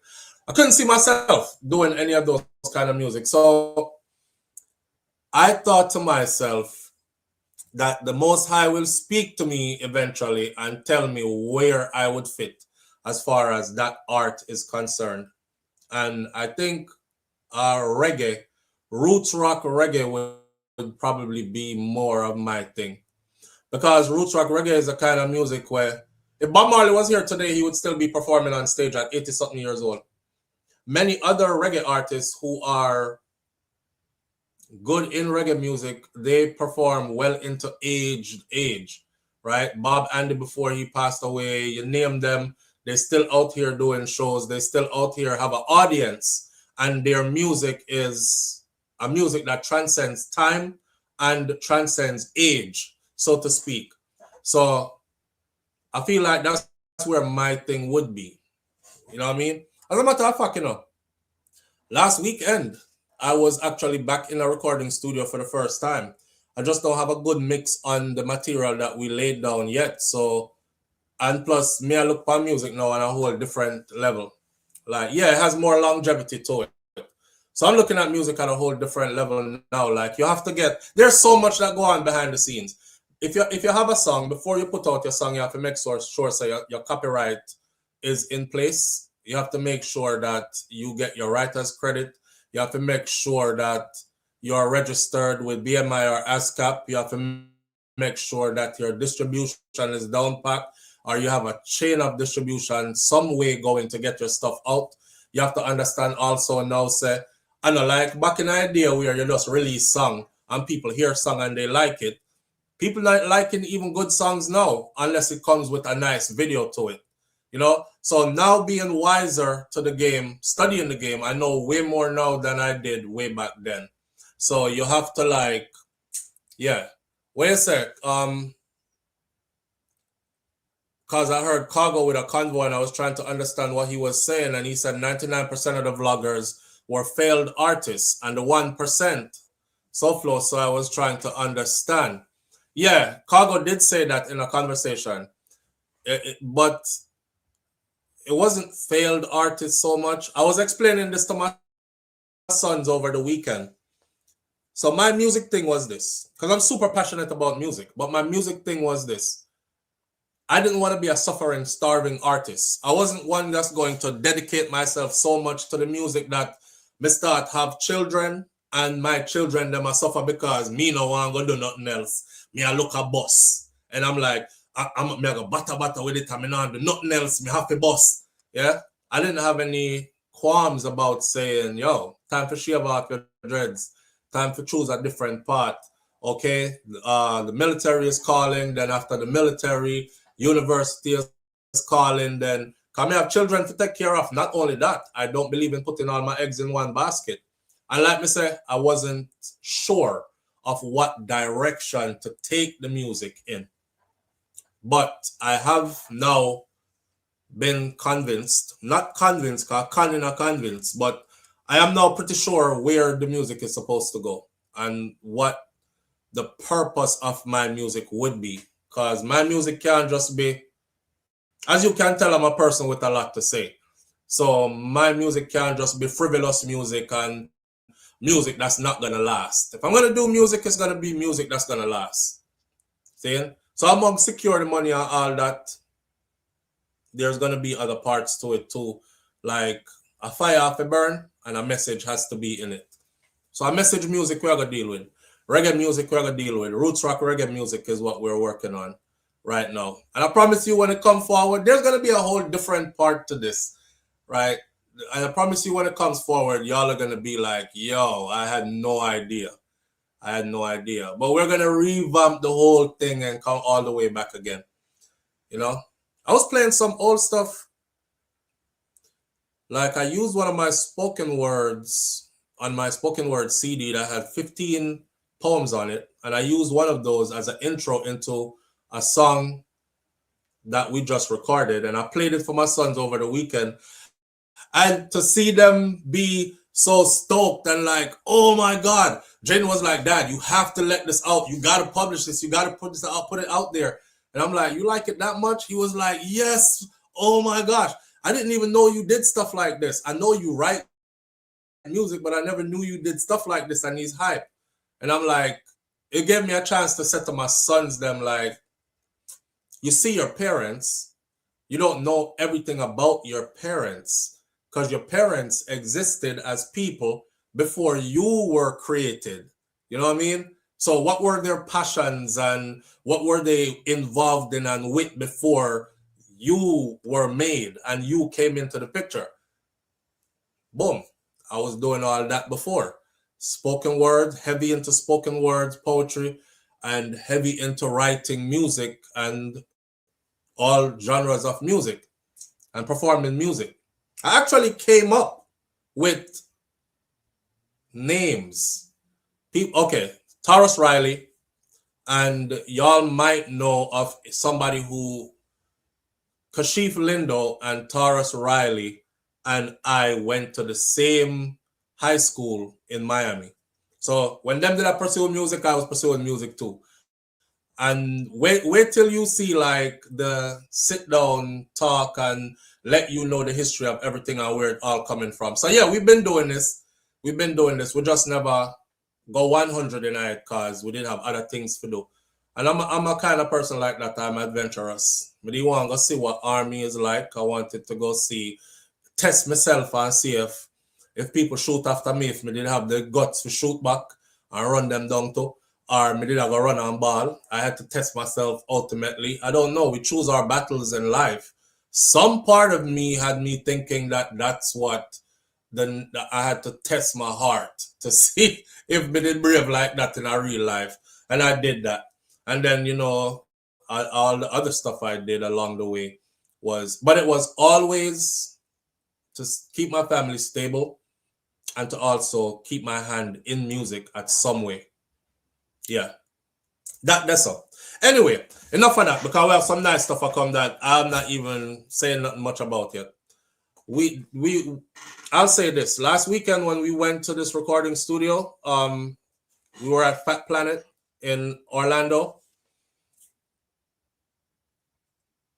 All the equipment that we bought, like the Digi drone and the Digi cameras and all this other upgraded equipment and stuff, we did filming and then came home and couldn't play any of it because I realized my two computers them that I have is not even up to par enough to play this new advanced technology on it. So I have to go switch out on my two computers them. I got to upgrade my two phones. I got to, all that stuff just to be able to make everything compatible. So we're so forward, man, with some interesting stuff, right? Besides Jamaica, we just want to touch upon that a little bit before we go. And the updates to these two stories are this. So the lady that got burnt up at the gas station yesterday, I was just looking at her video because apparently there were people out there videoing from many different angles, but nobody was jumping out to help her. Them just have up them phone and she's literally running on fire and her skin is dropping off of her. which is crazy to see that this is how we are now. You know, nobody no run out and say, lay down, roll, take off them shirt and start until she like actually get bun up. One man ended up doing that. The Westmoreland women are facing criminal charges following last week's fiery altercation at the gas station in Whitthorne that a woman hospitalized in critical condition now is going through. So all the women who are involved. The victim was previously identified in a viral video as the woman who was doused with petrol and set ablaze during a dispute. Remember me telling us that you're grown people, go home. Avoid confrontation at all costs. Go find something else progressive and productive or quiet and relaxing to do with yourself. You're no better than everybody out here. And in your big people age, you don't want nobody douse you a gasoline and light you a fire. You might go out there thinking you bad and you can fight a gal and me tear a gal, and next thing you know, you're the one running with a bullet or a knife in your chest or in the side of your neck, or you're on fire like a damn pinata, right? Right. So in an update, the police confirmed now that the incident which occurred on Thursday, February 19th of 2026 actually stemmed from an altercation between the two parties that escalated into a physical confrontation. And during the clash, a flammable substance was used, resulting in Forrester sustaining severe burn injuries. She was initially treated at the hospital in the parish before being transferred to Cornwall Regional for special care. Now, in the video, you can see her walk away. She lay down, and the man beat the flames them and she roll on everything and they out. And she get up and walk away. But the last picture I saw of her, which was this morning, I can't show that picture of her on here, and I cannot show the picture of her running and in flames on here either, because YouTube does not allow that.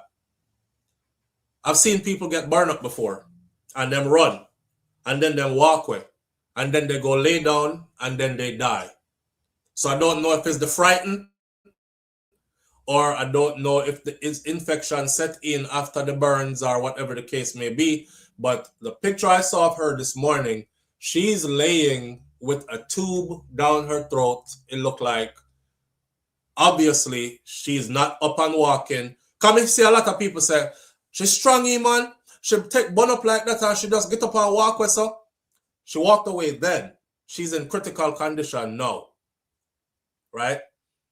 So investigators have confirmed now that in the aftermath of the burning, the accused woman was allegedly stabbed by another woman who intervened during the incident, and both women were hospitalized, and one of them remained under police guard. The woman accused of inflicting the stab wound is in custody. That is the sister of the woman who got burnt. Her other sister said she stabbed the girl to try to get the girl to not light her sister on fire. The Westmoreland Division has recorded statements and they are preparing a case file for submission to the Office of the Director of Public Prosecutors for a ruling. Charges are anticipated to come about. The Jamaica Constabulary Force has again urged members of the public to refrain from sharing graphic videos of the incident, noting the distressing nature of the footage that is now circulating online on social media. I just watched it. People are still sharing it. It's not a pretty sight watching all our skin fall off while she run. And it's not a pretty sight seeing her on fire. It's not a movie. It's somebody real life. But guess what? People are not going to stop sharing it. They're going to share it anyways. It's gone already. That's the internet. The internet is out here and the internet shares. And all when you take it down, 100 million people don't get it already, and they will continue to keep on sharing it. All I can advise the family to do is don't turn so much to the internet, because the internet is surely having its moment with this, right? There's a situation here about a father. My video I put up this morning along those lines I won't get into the details. You can go watch that video. I did it for a purpose, a reason. And then there's another situation now where there was a father who, gunman basically kick off them house door, went inside, shoot up the father, and shoot up him like a 3-year-old alongside him. Well, the 3-year-old died instantly, and the father was hospitalized in critical condition. And the update to that story is that the father passed away yesterday as well. So the father died and his 3-year-old son died. A detective constable's, I cannot recall, replies to questions about several elements of a home invasion by 2 alleged members of the boy, you know what? I'm going to leave that one here, so. The suspect one of the suspects is in custody for this. They put out $1 million reward. $1 million reward was put out for the person who was thought to have done this home invasion and kill him. If you look at our icon this morning, you will see the little boy and you will see his father. The father looked pretty young. He looks like young 20s, probably 23, 4, 5, them age there.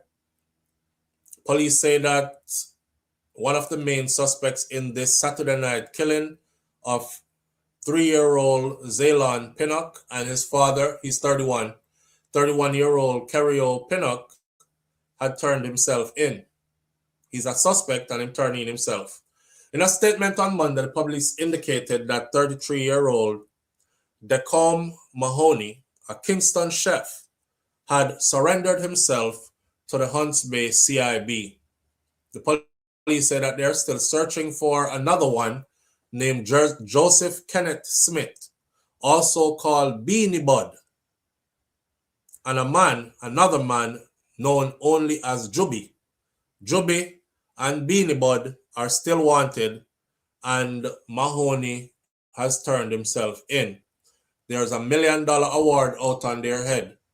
The lawmen are calling on them to surrender as they urge anyone with any information on the men to come forward. Well, we know how that go.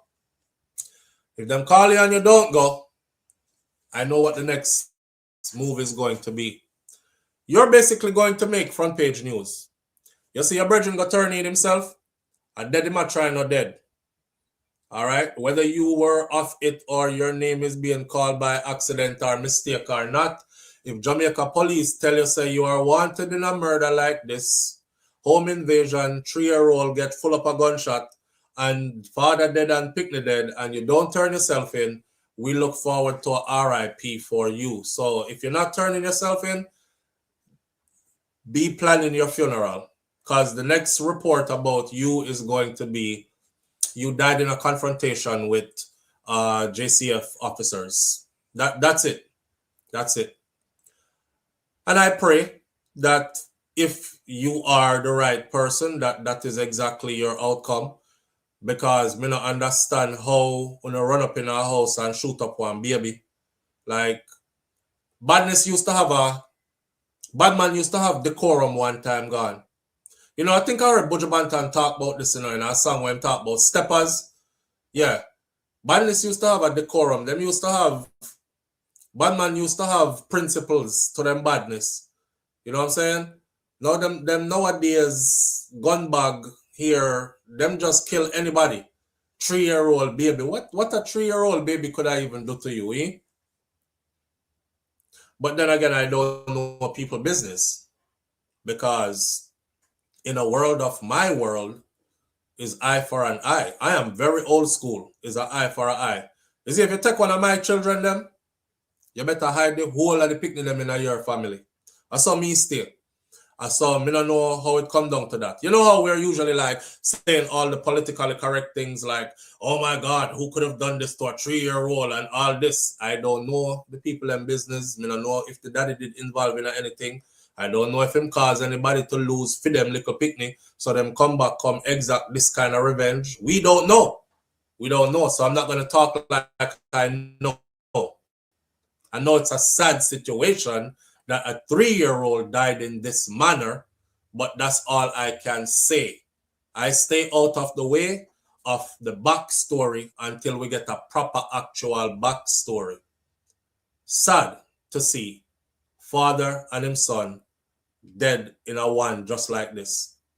Found suffering from gunshot wounds during a shootout in recent. That exactly, Mistress B, that is going to be their outcome. So you either go turn yourself in and try to clear it up, or we look forward to seeing you. And don't take it any other way. Jamaica police them is not ramping right now. They were ramping before, it seemed like. I don't know.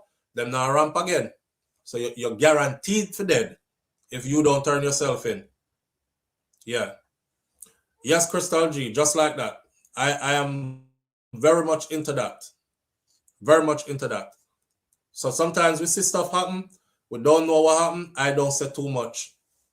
Yeah, because we might see, you know, I said, Jesus God, oh, look there, the little baby do, baby. But you don't know. Somebody might have made somebody else go through that and take away for them.